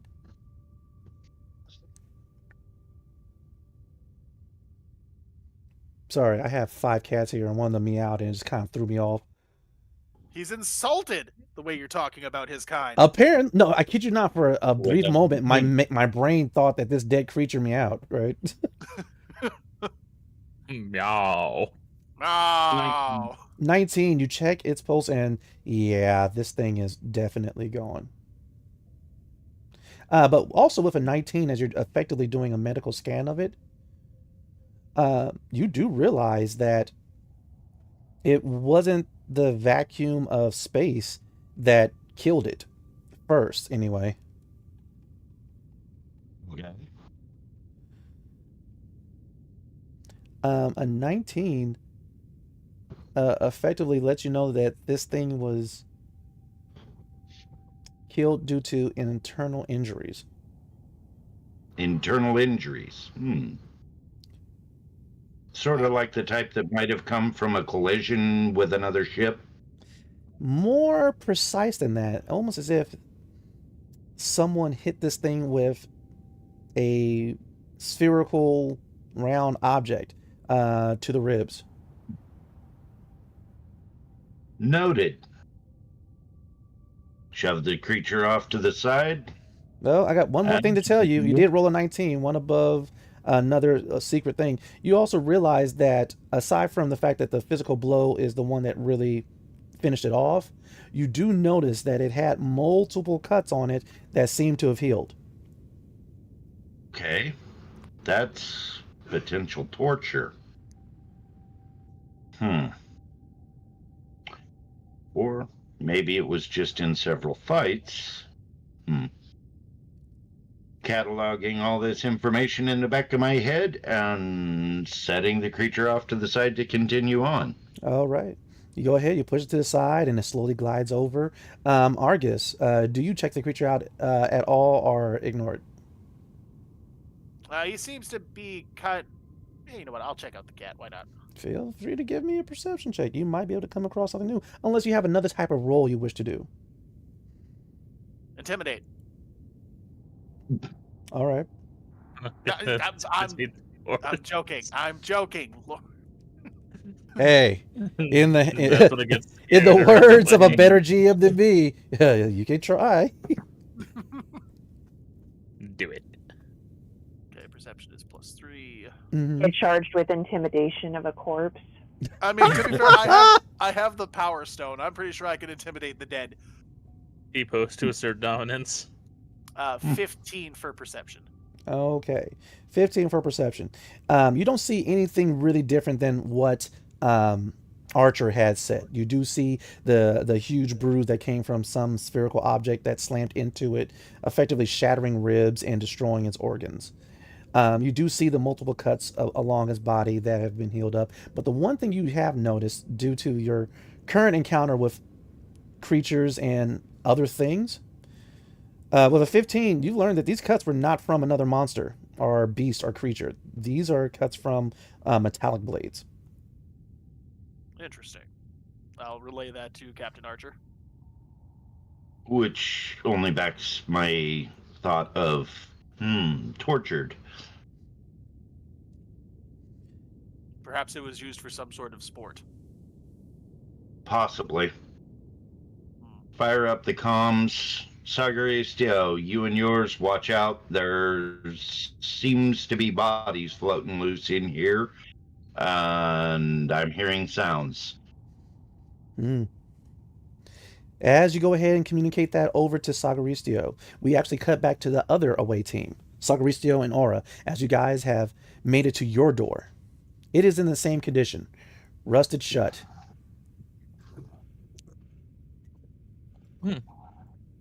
Well, I guess I could probably pry this thing open. You could pry it. All Well, right. that's good, because all I can really do is hurt its feelings. I don't think this thing has feelings, Your Majesty, so... Like, you're more than welcome to try. No, you go ahead. Alright, so before I do, I turd will... bubbles. No, go ahead. I will use my amplify ability on me. Oh.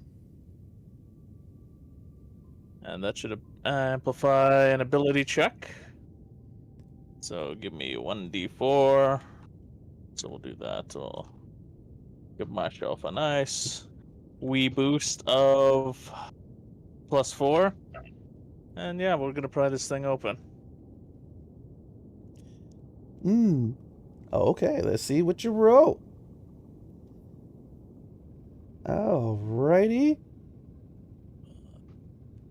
You're getting the full 4 to it.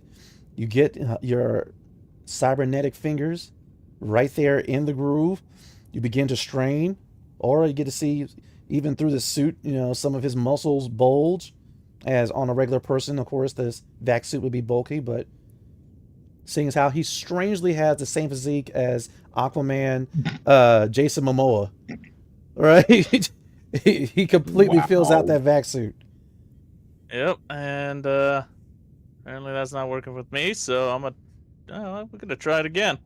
All I right. just didn't have the right stance. No problem. You go ahead. Your hand slips. Sparks go off to the side. Call it a bitch this time. That's exactly how you get it to open up. In what language, Your Majesty? Your native common. language. Ooh. Yeah, I guess we'll go with lingo. Start speaking gibberish to it. Okay. So you go ahead and do that. Aura, what is your passive perception?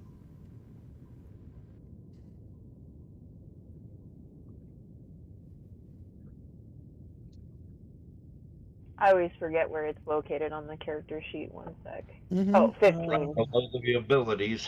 Okay, you said 15? 15. Yeah. Okay. So, for a fraction of a second,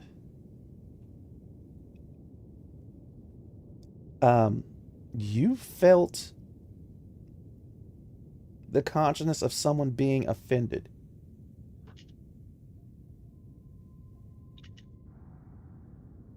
Oh my god, I think it's working. Keep going. Well, apparently it is, because I got a dirty 20. All right, with a dirty 20, you managed to go ahead. You get one of the 3 portions of the airlock open, and with that, you get your foot onto it, and you finally get the other 2 open, and you have access to the basilisk. A little ways down the corridor into the basilisk, you do see a feline creature with a face that is partially human. It's mostly hairless. It's the same as the creature that the other 2 face. But not the exact same one, of course. A different one. Oh. Well, double check if this one is conscious or not. Oh, it's definitely dead and just floating there.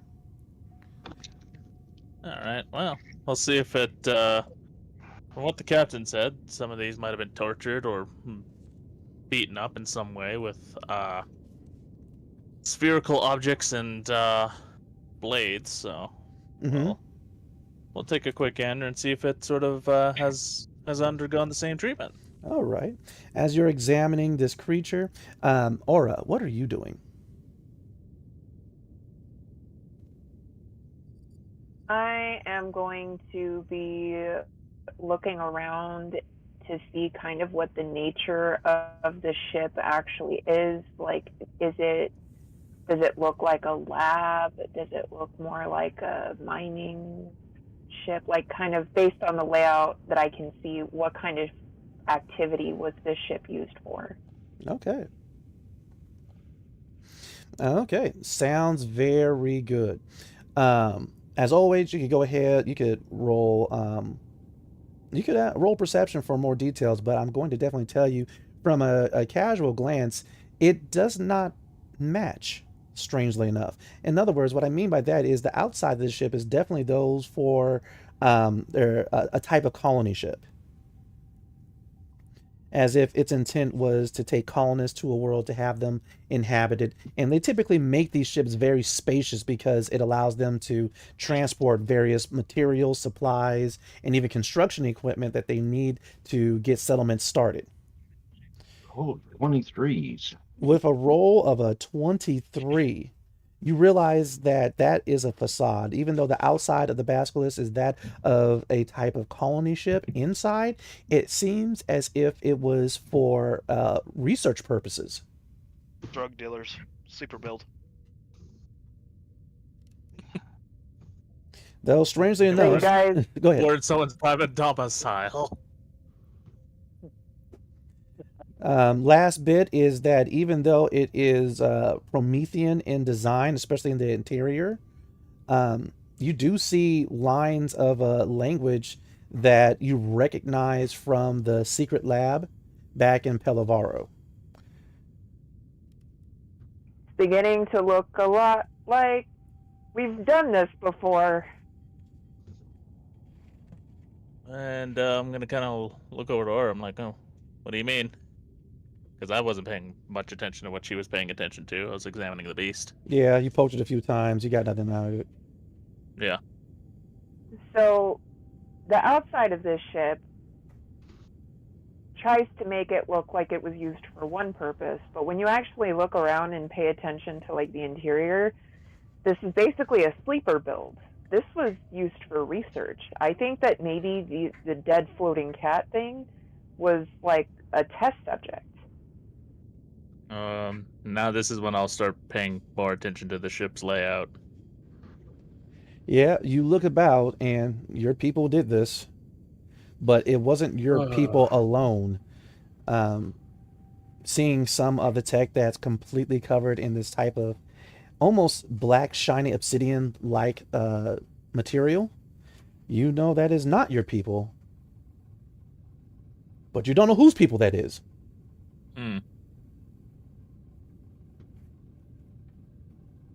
But since it's of Promethean design and research, would I actually be familiar given my background? Definitely.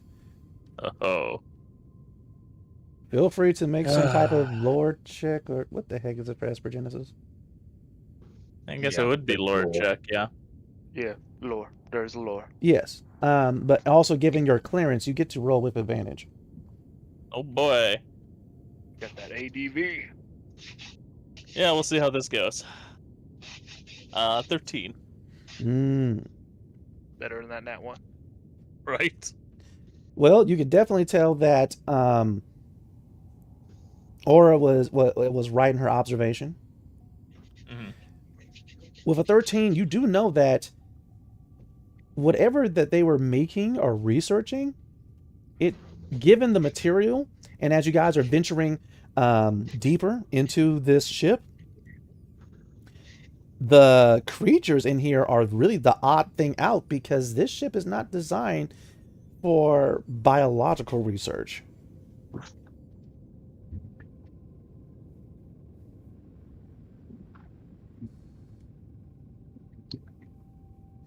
But with that, you guys venture further into the basilisk until you finally get to another door. Unfortunately, it is closed. It's not locked, but it doesn't have any power. But it is not rusted shut. As a matter of fact, both of you come to this. You can either go through the door and go into the main chamber of this ship, or you guys can go left or right, which will lead to different areas. But so far, the only thing you see down these corridors is darkness and weird things floating in it. Okay. Well, So what about one us of with the dark things- vision? With you with dark vision, you realize some of those sparkling things that are floating in the darkness are actually loose cables that have come free from their housings in the walls and ceilings. And down the corridor is another one of those beasts. Checking the data sent to me on this ship, looking to see if he sent me a ship's layout. He gave you a partial ship's layout, and it seems as if you take one of the paths to the aft of the ship towards its engineering, there should be a slot if you could get in there where you could put in the Sorium power cell to restore power. All right. So that's what you're doing, Archer. Argus, are you going with him, or are you going to go into the main compartment of this ship? Kicking on my light to do so. I don't like the idea of any of us wandering off alone, so I'm going to go with the captain. Sounds good. All right. Appreciate that, big guy. You guys go down the corridor, past another one of those hideous creatures, and you're able to make your way safely to the engineering room. You see the open slot that's there for the Sorium cell, and the ship accepts it easily.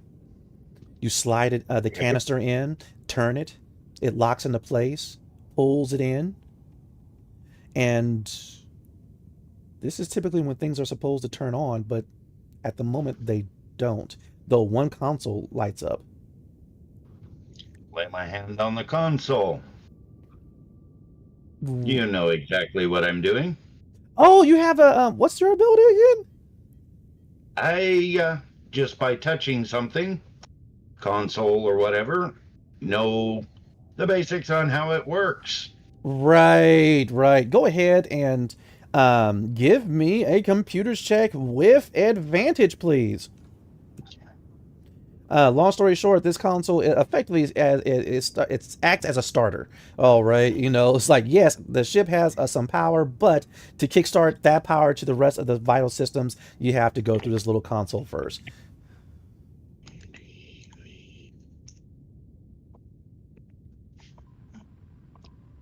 All right. And that would be an 18. Choo, choo, choo. Right, the lights begin to flicker back on. You guys begin to hear like large, heavy mechanical things moving and sliding into place in the main hold of the ship. Power is restored. Okay. But as you guys have done that, let's see what the other crew are doing at the moment. Okay. Sagaricio, Aura, lights turn back on as you guys make it to the next door. And with power available, you guys just got to hit a button and the door will open. I'm going to push the button. Beep. As the door opens, that's when you guys realize that inside this main hold of the ship, there are a lot of containers. There are large mechanical arms, and it seems as if they were attempting to make either mech of some type, perhaps another robot. You do see a circular type of framework where there should be something in it, but there's nothing there. But once again, I would need perception checks for anything more than that, if you so choose. You're also able to see certain things that have been knocked over and damaged. It seems as if some type of fight had happened here. Lastly, wants to go. Oh, she is apparently. I'm gonna go find a console to go over the ship's manifest. Sounds good. That was exactly what I was going to do next. You guys can both do it at the same time. Go ahead, roll your computers. Of course, Archer, do so with advantage. Aura, you go ahead, you look around, and as you do so, you're... but you just see containers over there. These are the 3 foot by 3 foot square containers that you must have given me passwords and all. All right, so Sagaricio with a 6. You realize that this ship was a combined effort from the Prometheans to team up with someone else to make something specifically. What that is, you do not have access to it.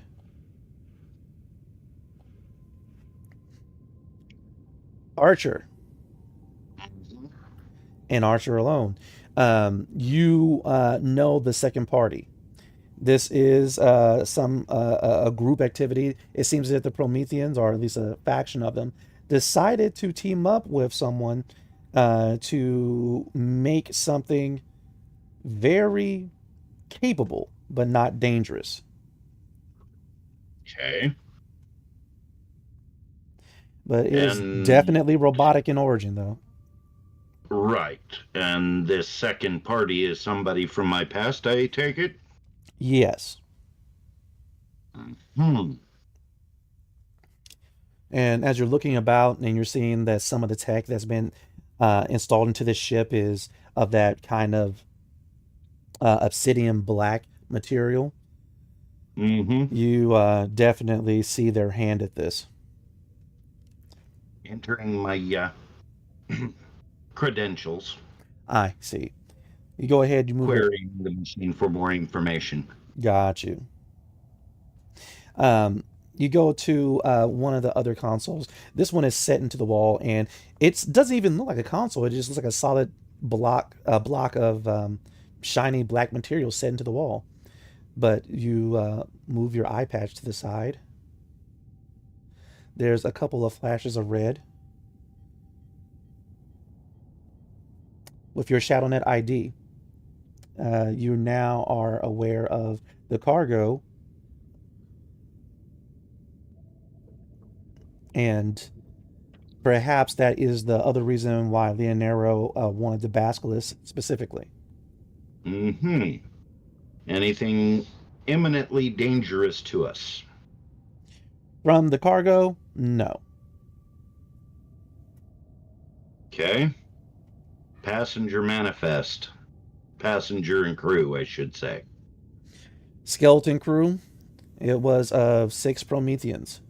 Though the official manifest had hundreds of people that were supposed colonizers, but you could definitely tell that those were fake credentials. Okay. Generally speaking, these guys don't just throw shit on paper, there's something to it. Okay. Oh. Yeah. Hmm. Yeah, a little bit of the information is transferred to you via your ShadowNet ID.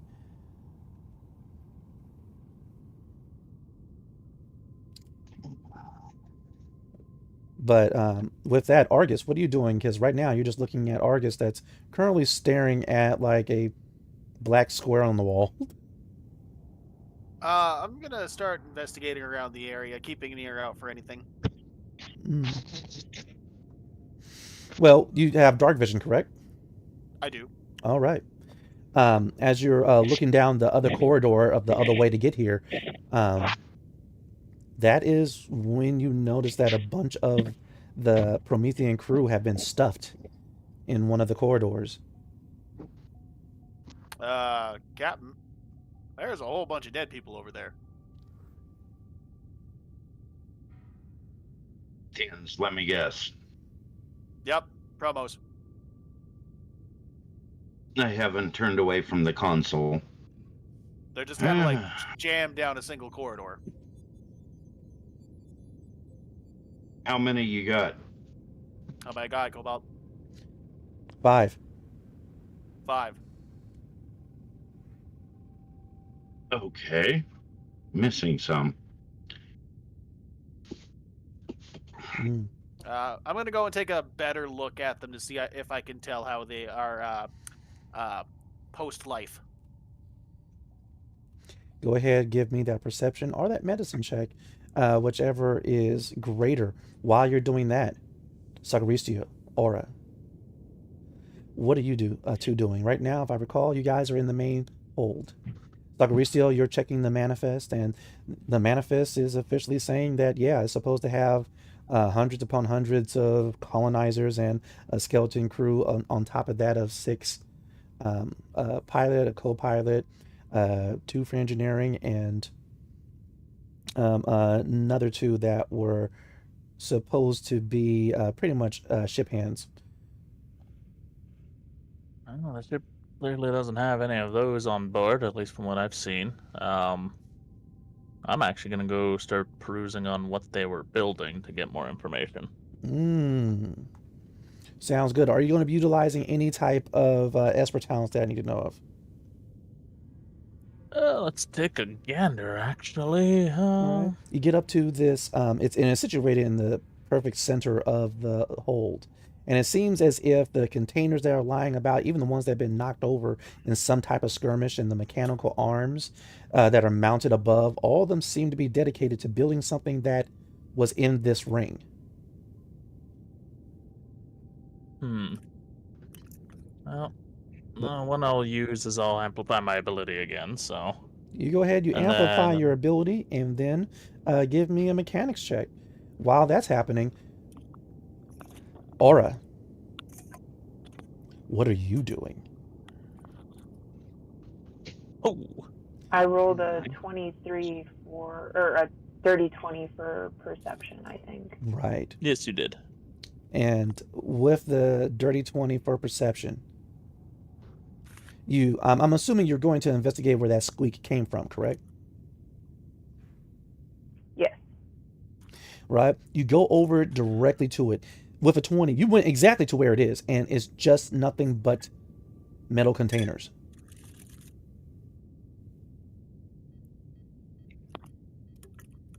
So far, I'm gonna kind of listen for any passive thoughts that don't belong to my team members. Oh, okay, coolness. Do you want to use your passive perception, or do you want to roll for it? I'll use my passive, which is 15. 15, you definitely sense the thoughts of Sagaricio and, his curiosity. Even far off in the distance, you feel Argus and you feel Archer. And then you feel the presence of someone who is, with a 15, by one. They were attempting to shield their presence from you. You can tell that they've been trained in the use of Esper talents. If you were any less of a scion, you wouldn't have been able to detect their presence. But there is someone alive and aware of you two hiding in here.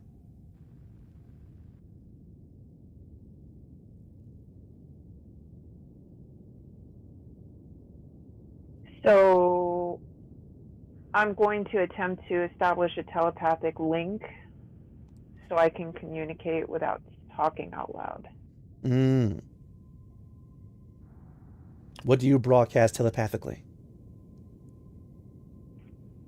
I know you're here. Immediately you feel the emotion of shock.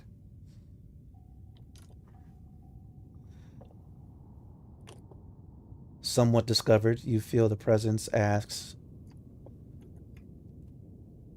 "Who are you and why are you here?"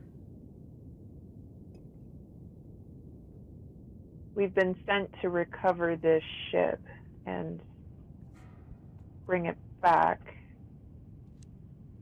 Did you see what happened here? I have the same mission.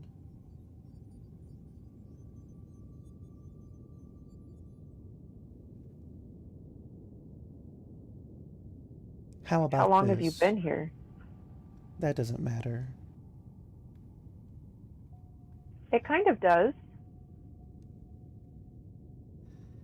I've been here long enough to know that you're not going to get this ship.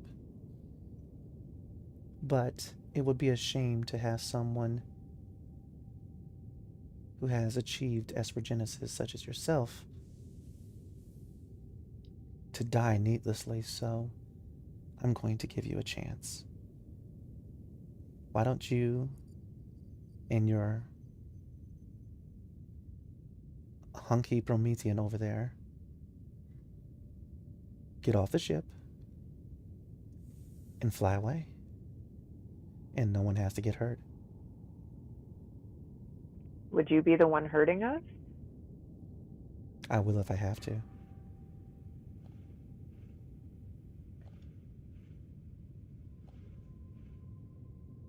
What happened to you?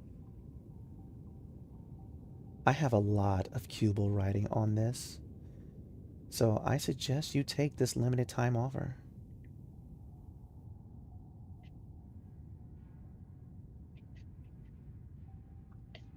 what exactly is it that you've been paid to do? And with that, she attempts to probe your mind to see how much you truly know.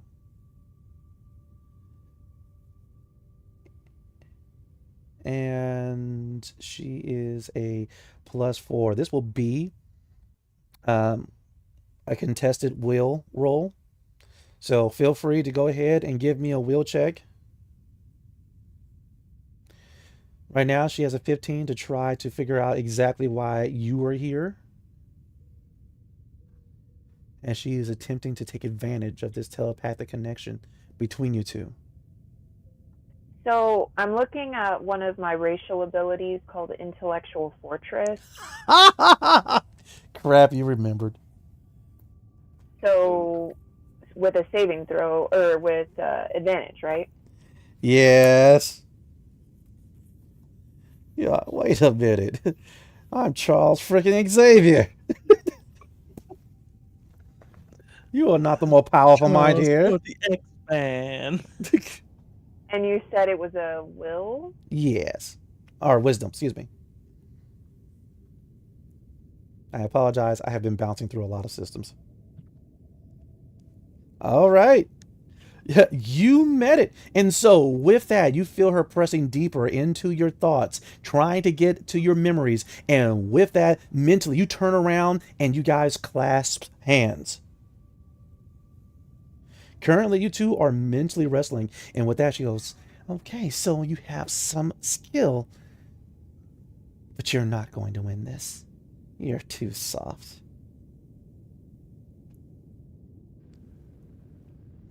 Unfortunately, with that, that kind of means you know roughly where she is. And she is behind you, behind a stack of 3 containers. I'm going to mentally broadcast her very specific location to the rest of my team members. Sagaristio, as you are beginning to ascertain what was built inside this ring. Archer, as you begin to understand some of the things that have taken part here. Argus, as you are still trying to figure out what the heck killed these guys, even though it's somewhat apparent that they've been sliced to death, all of you become aware that Aura is currently under attack by another Esper user. I'm And gonna start making my way there, but can I possibly reach out with the Power Stone to give her a jump? well, can you do it? Yes, but it's going to have to be after initiative. Okay. While that is happening, Sagarista, you rolled a 25 for your mechanics check to figure out what the heck was being built here. And you could tell that it was an android.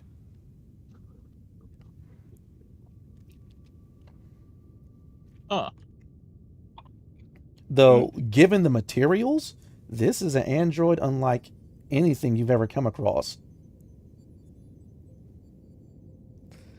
All right, but with that, Argus! All right, you're going to be going first. All right, what do you do? Well, like I said, I'm gonna start moving towards the location, but I am going to use the Power Stone to give her a little bit help. Okay, and so with that, And hopefully her head doesn't explode this time. I'm hoping the same thing too. Okay, so that is going to be it. Well, that having your Crimson Core Stone give her assistance is effectively an action. You still have your bonus. My weapon's out. I am on the move. I guess I can go into my stance just because there's nothing else I can do. Most definitely. You will get to the hold on your next turn.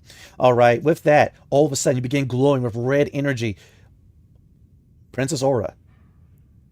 The red energy transfers over to you. And you're going to be going after Archer. But if you do anything that will cause either pain or injury or damage something or someone, it will be with advantage. Yeah, something like that. Yeah. Archer! What do you do? Turning back to the other terminal, accessing the ship's artificial gravity system, and doing a localized gravitational burst on that specific location, increasing the gravity by about 10 times. Okay. Sounds good. Sounds messed up, but sounds good for medium size 3D. Okay. Go ahead, give me your computer check.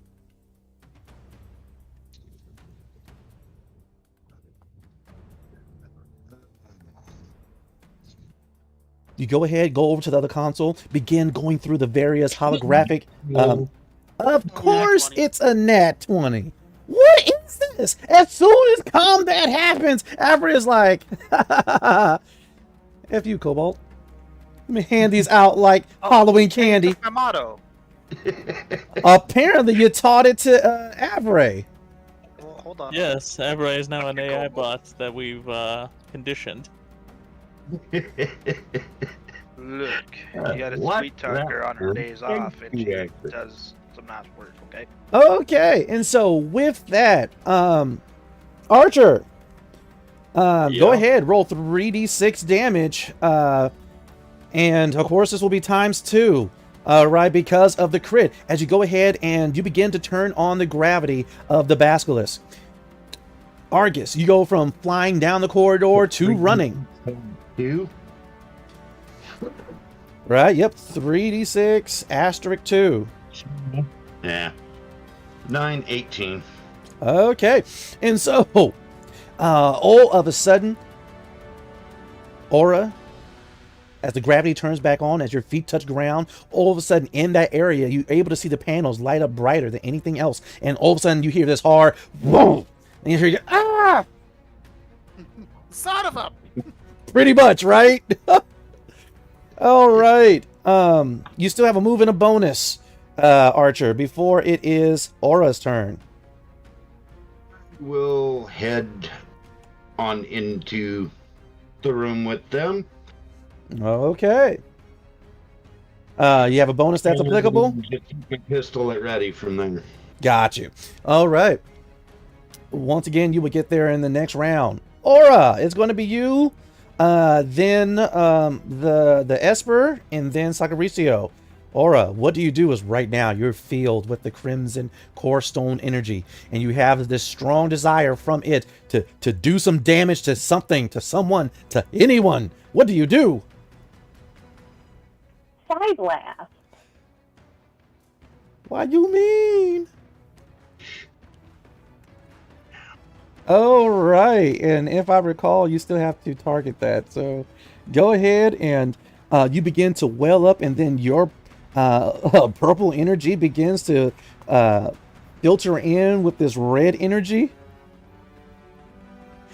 It all collects at your forehead.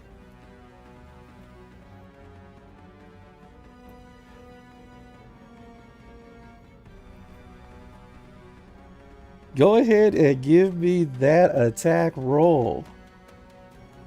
Sorry, I was trying to make sure my number was right. Okay, so you said I could roll with advantage based on something that happened prior to this. Is that toward the attack roll or toward if I actually do damage? It's towards the attack roll.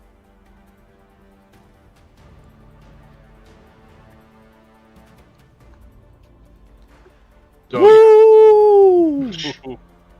So as I'm Oh, inflicting hell. damage, I'm going to be saying I might be soft, but that doesn't mean I'm not bloodthirsty. Oh, nice. Go ahead and roll damage. I'm not even sure if you have this as a 5th level or not. But yeah, it should be a 1d10. So if I use it as a, so at 5th level, I can do 2d10, and I'm 8th level, so Well, I'm going to do the 2d10. do you have access to 5th level Esper abilities? That's the real question. Oh, so it's not based on character level, it's based on Exactly. level. Okay, never mind. So yeah, 1d10. Okay, 1d10. It's not effectively a cantrip or something like that? Does this actually use a slot? Yeah. Well, the thing is, this is a prime ability. Mm-hmm. Oh, it's a So prime talent? It is. It So is it would a actually cantrip. be. It would actually be Character on level. character level. Yeah, because honestly, if you're using a level 5 or even anything close to that, it'd be doing more than 1d10 point of damage. They are Yeah. right. It is 2d10. Give me. Thank you guys for just slaughtering my Esper. Oh! You're welcome. Haha! Oh, it lives! Hardly Oh, I'm surprised! Okay. So did the Power Stone just give You her get to advantage live. on it then? Yes. Okay. Oh, Okay. wait, was I supposed to roll advantage twice? Oh no, you are good. As she like slowly is getting up, you go ahead and you blast her, and for a moment her face goes blank, and then it kind of droops on the side, like she almost had a partial stroke. Before she shakes her head out of it. Perhaps calling you soft was inaccurate. As a bit of blood begins to go from her nose, and as she gets up, you're able to see that she's also Promethean. Her hair, a type of silver. But with that, she quickly wipes her nose, and Princess Aura, it is still on you. That was your action. You still got to move in a bonus.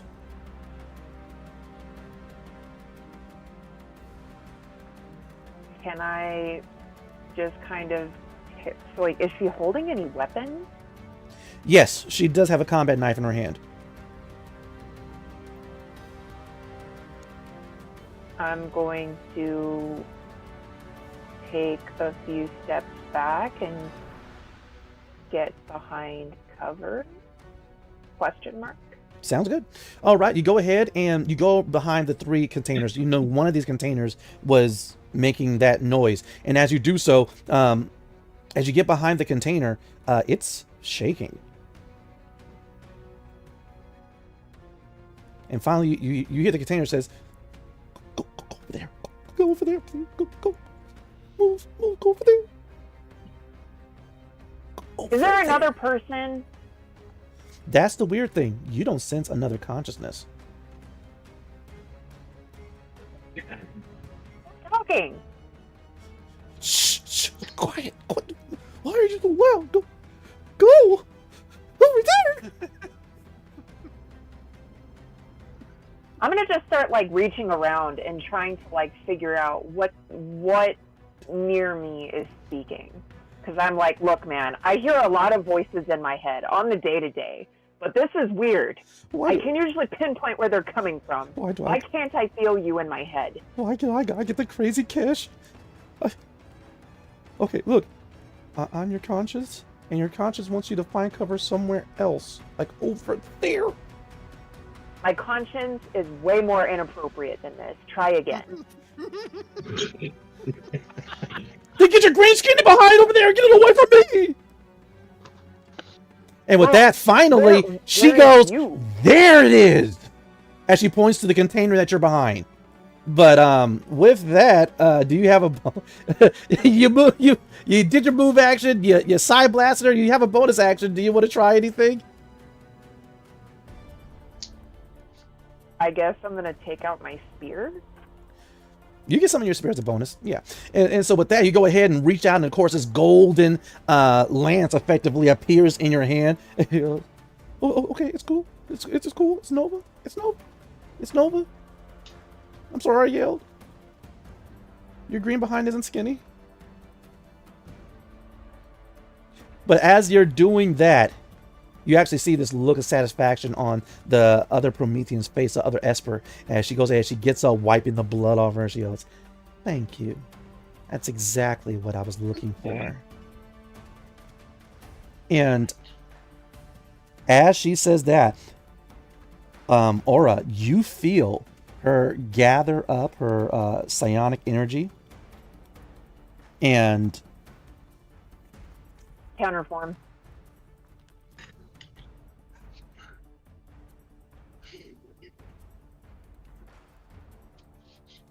Okay. And it's like for. counterspell. I know. I do. And it It's a immediately. reaction. Yeah. And I do have to do a saving throw, correct? One of these days. Counterform will not save you. So you attempt to interrupt a creature in the process of using an Esper power. If the talent or technique is rank 3 or lower, it fails to activate and has no effect. Oh, cool. It is 4. Okay, cool. So we're cooking with gas. So if the talent or technique is rank 4 or higher, make an ability check using your channeling ability. The DC equals 10 plus the rank of the Esper power. So it's a rank 4. Yeah, so she is attempting to use a rank 4 ability on you, so the DC is 14 for you to bounce it back. Well, sorry, not bounce it back, but to cause it to fail to activate, excuse me. And so with that, as she's sitting here gathering up this energy, as she is harnessing pretty much the power of the cosmos and forming it into a sphere, getting ready to launch a force bolt at you. Go ahead and make your DC 14 check. Yeah!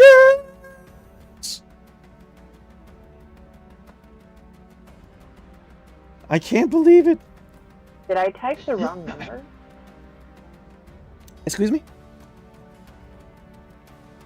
I'm realizing that I haven't updated because I literally speed updated my character right before the session. I'm realizing that I think that my attack modifier, because it's the proficiency bonus, your channeling and forging ability bonus. It should be +7 instead of +6, is what she's saying. Alright, Wobbles! 14.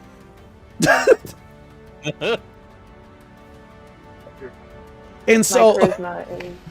oh no, it's also up too. And so with that, she goes ahead and she hits you with the Hadouken, but it only goes halfway before petering out. She effectively has now become Dan from Street Fighter. Sorry. Street Fighter reference. Either way. Yep. And with that, she's like looking at her hands and wondering what happened. What happened to her force bolt? What happened to that little ball of energy that could crack ribs and do damage to internal organs? She said, what did you do? I said no.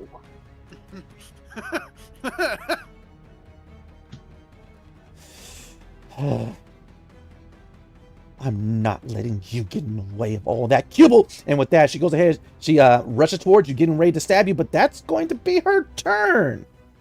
Sagaristio! All right. How close is she to Aura? All right. She's actually moved to adjacent. Yeah. But no. Probably pull this off, but yeah. Okay. She's moved to adjacent to Aura, and you are 30 feet away from her. That's fine, because what I'm doing is, you might feel a little bit of heat, but don't worry about that. You'll be fine. Yeah, they haven't officially engaged in melee combat, so it's not as if you're shooting into a melee yet. Yeah. Burn zone. I mean, I trust you. Wait, what? So, one of my new rank 4 abilities, called Burn Zone, create a dome of fiery energy upon the solid surface within range. The range on it is 120 feet. Uh-huh. The area within the dome can be 30 feet in diameter horizontally and vertically.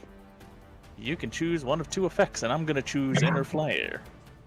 So, Inner Flare. When the dome appears, each creature within its area must make a dexterity saving throw. On a failed save, a creature takes 5d8 fire damage, or half as much on a successful save.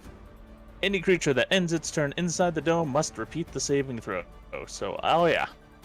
I'm making sure that our assailant is in the dome. Right in front of Aura. So Aura will be right outside the dome. And what is the DC? Considering it is based on my Esper save, it will be a 13. Okay. No! Ooh! Ow. Alright, so 5d8. And so as she Fire goes ahead, damage. comes behind the containers, rushes across the hold, getting ready to leap up to try to stab you in the face with her combat knife. All of a sudden, this fear appears around her. In midair, she's looking around like, what is going on? And she looks to her side and she sees the strangely similar to Jason Momoa Promethean there with his cybernetic hand outstretched. It's glowing red with slight flames flickering between his fingers, and all of a sudden, flames emerge all around her for 18 points. Okay. Sagaristio, Ouch. would you like to describe how you melt the melder? Oh, I melted her, eh?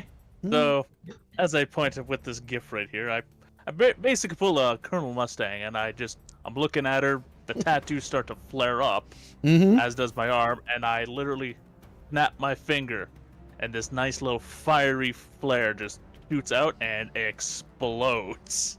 And nothing but the nice crispiness of Promethean, I guess, would fill the air before that got snuffed out.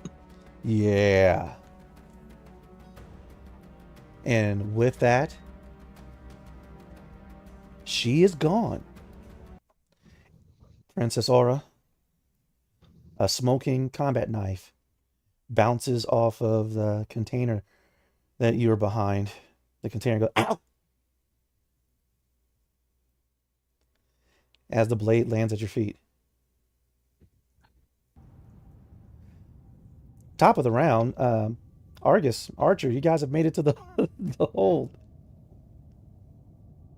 Look down at the body. Look back up. So, we good? I think so. Yeah, no, we'll be good. Barbecuing again without me? How dare you, Soggy? Yeah, unfortunately, it's more Promethean.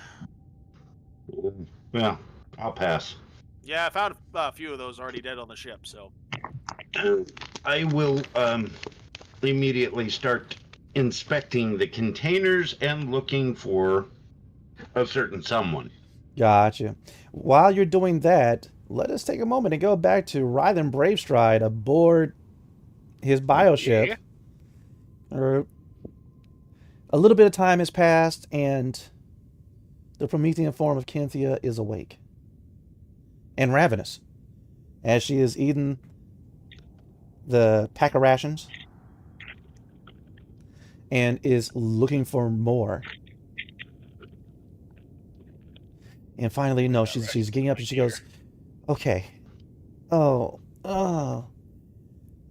Is there anything else to eat? I am starving.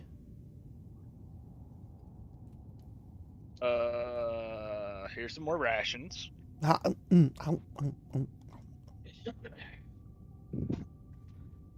Like, how many more do you need of those? You need like 4? Yeah, about 14. He goes, listen, I am eating for 3.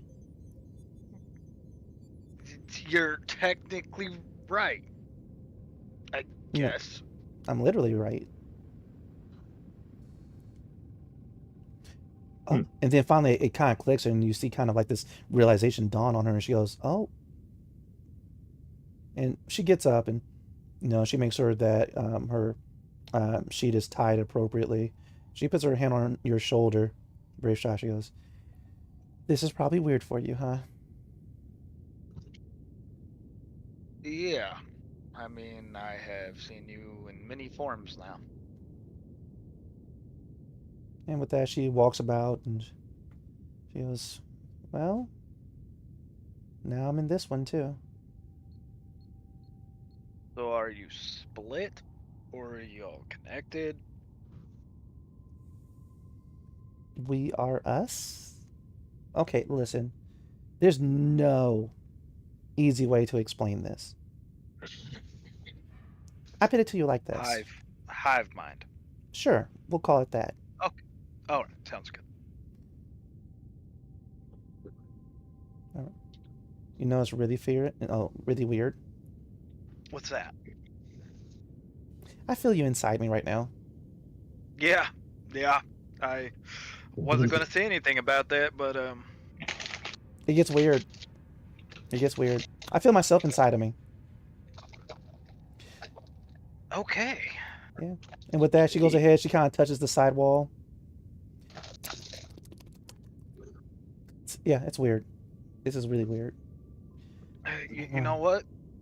We'll just accept it as we go. Mm-hmm. Still adore you. Yes. As weird as you fucking are. Yep.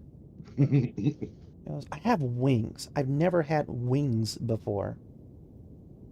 Yeah, you have. Well, in this form, you know what I mean. Can you fly like this? She goes, That'd be pretty neat.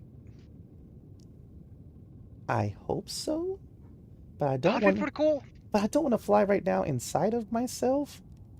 Yeah, that'd be weird. Okay. Okay. One. Okay. Thank you for the rations. Okay. Okay. Two. I'm still hungry. And I'm pretty sure you haven't had my gumbo yet. No, actually, you have. You were a Drake.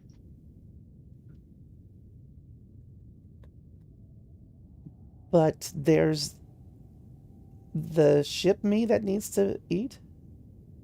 Okay. So I have a weird question. If the ship eats, do you get full? I don't know yet.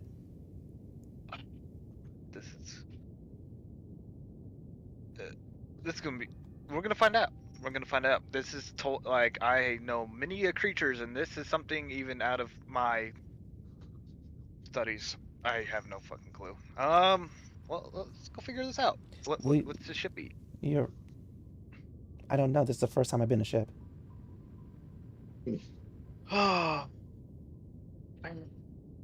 Fair. I can tell you this though. Okay. I'm not going to starve as a ship. You're not going to starve. No. I'm just going to get really hungry and probably really cranky.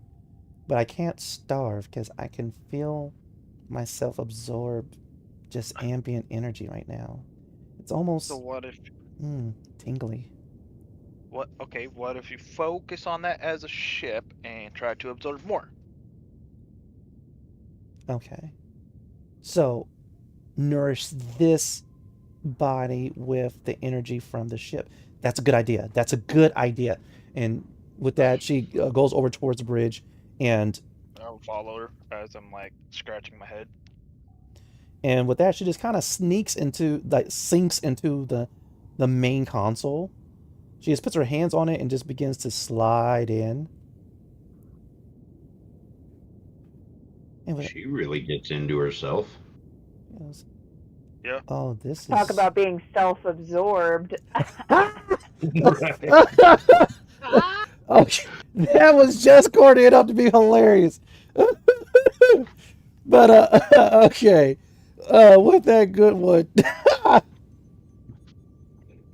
I never would have thought of that, strangely enough. Okay. But all of a sudden, she and the console become one. Okay. And then with that, all of a sudden, the sniper rifle control stick comes out of the floor.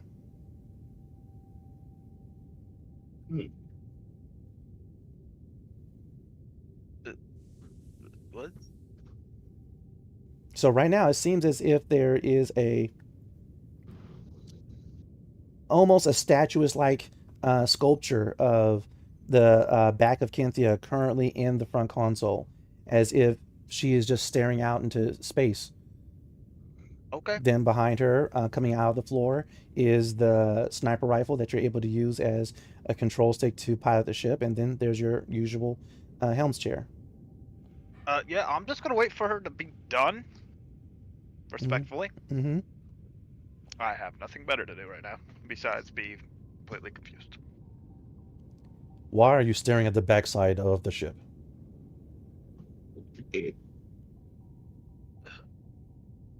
Why do you stare at the backside of anything?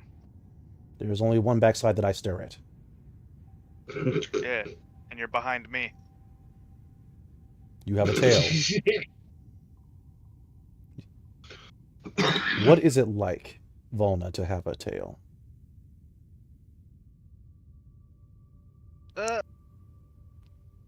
That's like asking what it's like to have a hand or a toe. It's So he grabs your tail. Is it prehensile? he grabs the tail. He grabbed the tail. Oh, And that's how the fight started. But yeah, That's exactly how the fight started.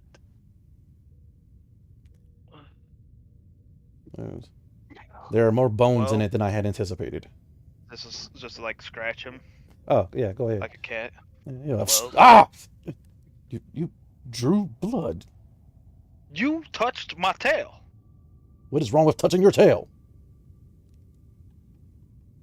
You don't touch a villain's tail. You just don't. It feels weird. Does it feel weird because it is bony?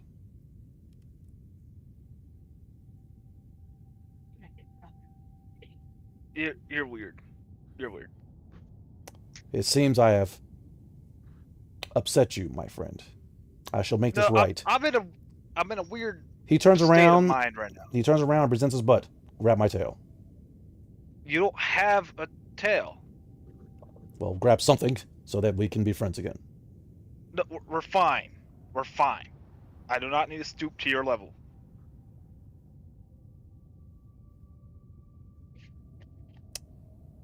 Friendship is complicated. Yes, it is. At times. Okay, we're good. Are we going Yeah, to I'm your resume first friend, staring at the right? backside of... Well... He looks around. Yes. Man, this is gonna be some interesting learning curves.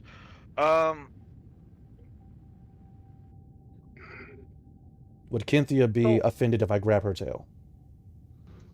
Yes, and she would probably murder you. And you see her coming up out of the console. Wait, he wants to do what? Yeah, don't worry.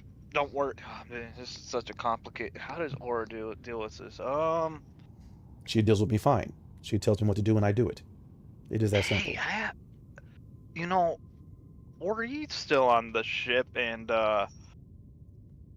who's protecting Ori in the absence of Aura? If something were to happen to Ori, her grace would Aura be... would be upset. You are right, my friend. Thank you for reminding me of my duty. You're welcome. I should have never faltered. It's all right. Ori, Can I come to protect Can you. you? Oh, wow. Or Sorry, I bow a little bit to the universe. Sorry, Ori. Sorry. Okay. So, are you full? Anyway, she goes, I'm better, but don't- there's nothing like real food. And wait a minute. You're not equipped with a kitchen. Well, I'm... Okay, I am a ship. Okay, so... You Yeah, wanna... Wait, you want to put a kitchen inside of me? I mean, Okay, I gotta find a better way to I phrase can cook that. gumbo. That's about it, but Oh, so if there's a Yeah. place for you to cook, I can feed you. Yeah. we I have could to... cook other stuff. It's We just have to unrealistic. make that a reality somehow. Okay, listen, I want there to be a kitchen in me, but I don't know how to put a kitchen in me. According to our engineer, there's a way to program the ship to shift things and stuff.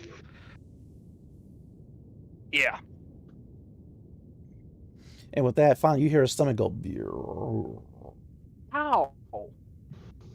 And she goes, oh, Okay. It's your you have okay. You can communicate with your ship body. Why not try to adjust something where there's a kitchen that you can totally connect in my mind to program this ship to have a really good kitchen.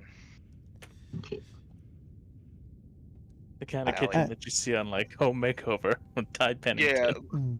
like you know, like I'll bring up the sim unit real quick, like something like that. Right, you go ahead. You're about to say, sorry, going through Neo IKEA, right? Some So HGTV. pick something from this that I could cook wherever. I just have to get the pots and pans, but we'll order that.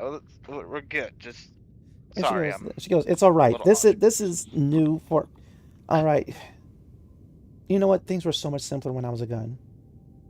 No, that was pretty complicated too. You were very aggressive in your hunch, so Yeah, I mean each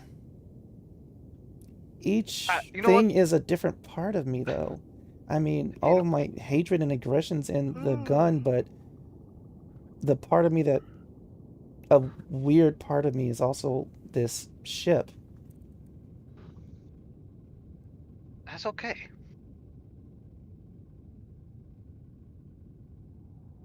And I know That's this okay. sounds weird, but and I don't mean it to be any weirder than the way it sounds. I know how it sounds. Just hear me out. Yeah, I'm listening. You're the only person that I feel comfortable with being inside of me. You know what I mean, though, right? Yeah, I get you. Okay, I'm glad. Excuse me. And she turns away from you. When did you start running inside of me? What? And she's like screaming at Ori and Remus. It seems Remus, for some reason, is chasing Ori around trying to protect her. Oh, that's normal. It's okay. She goes, it's not okay. Wait till you have something running around inside of you and you feel it. Uh, uh, Yeah, um, it's weird. It's yeah, just weird. And with that, you know, okay, let's go back to the kitchen. right. And with that, she sits down, and it's weird as a portion of the wall kind of flaps up for her to sit down and watch the various types of kitchen interiors that you bring up for her. As you guys are doing that, we're going to go back to the basilisk. Right now, all of you guys are surrounding these 3 containers. The other containers are mostly parts, some of them advanced, but all of them useful to a certain degree, but not so much for ships as they are for robots, vehicles. Nice.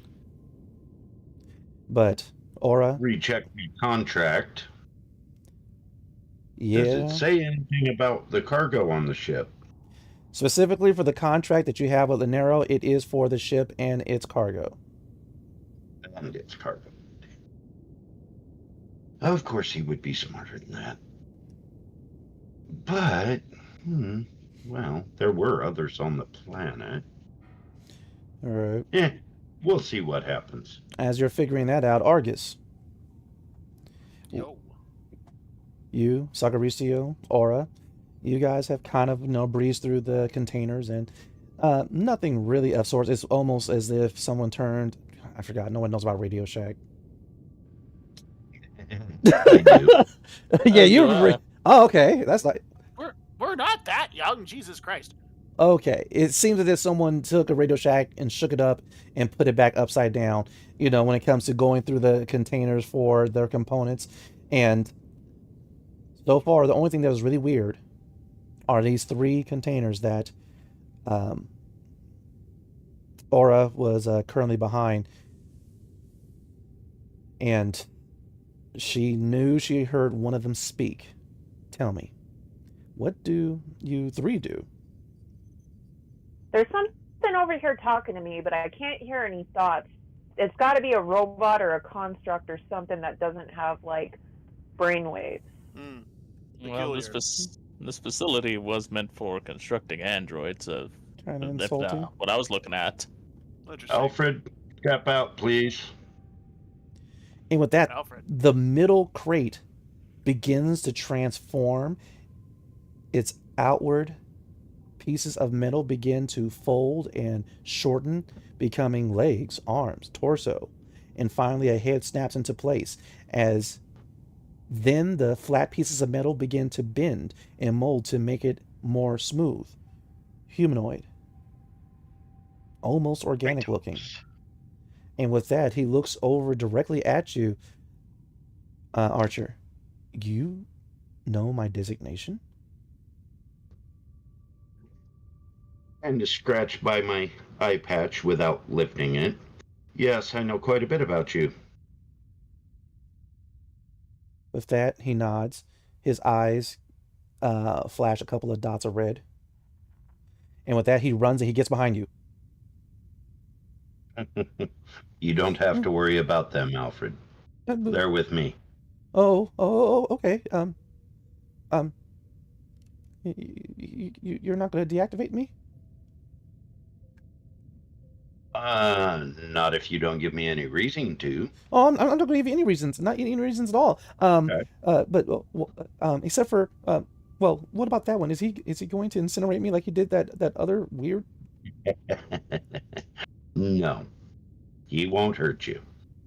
Matter of fact, he was more doing that trying to protect this ship and everything on it. Oh, you're not going to fool me. All right. No, he was trying to protect her. But why would a Promethean try to protect a Kesh? Because they are all part of the same crew. So... And believe me, I didn't enjoy having to incinerate one of my own. Does that make you a pro killer? Oh, 2 for I'm 2 very now. I am very proficient in killing. Huh. And with that, he goes at the Alfred, the android, he kind of slowly goes over towards you, Argus. We are both constructs. Indeed, I have an organic body, but my mind was created using AI. Fascinating. That's also quite a weapon you have there. Thank you. He's a pervert. That doesn't compute. There is an intelligence like myself bound to the weapon. Oh. Why did it desire to be a weapon? Well, when I found him, he was dying, and he told me he wanted to live to tell his love that he cared about her. We did that, and he's still here, and all he does wasn't touch people's butts and stuff. It's weird. That is weird. It's interesting to note that not all constructs are the same. So Indeed. Alfred, you are talking to Argus. The big guy that you're afraid of incinerating you. Mm-hmm. That's Sagaristio. Mm-hmm. And the pretty lady there, that's our resident princess, Aura. The thing is, I apologize. I am Alfred 3020, and I did not mean to insult your butt. I was just scared. Alfred, why was she after you? Well, she's incinerated, so we don't have to worry about her anymore. Also, you guys took care of those 5 machines, correct? Machines? 5 machines. Alfred, full report, please. With that, he begins spouting off at approximate a certain time that both the Melder Initiate, the Promethean Esper, along with her 4 blade drones. And then with that, he stops and he turns. And then you all look as emerging from the crates, they too are transforming from crates into warbots covered in blades. But with that... Well, this is some shit. Perfect way to end another session. That concludes another exciting session of Esper Genesis. We hope you enjoyed. If you did, make sure to hit that like button, comment, subscribe, and join us on our next live stream. I got to give a special thanks to my players. Dark Lovely, Alloy, Master Draco, Tonto Tomahawk, Typhoon 44, also Steve, Felicia, Nicole. All right. What's his face? Zilbar. And everyone else who caught the live stream. Make sure to go ahead and give me a follow on Facebook at Cobalt GM's ttrpg zone, on Instagram at cobalt.gm, and on TikTok at cobaltgm5. Until next time, let's have a great night and let's level up together. Bye. Bye-bye. Get out!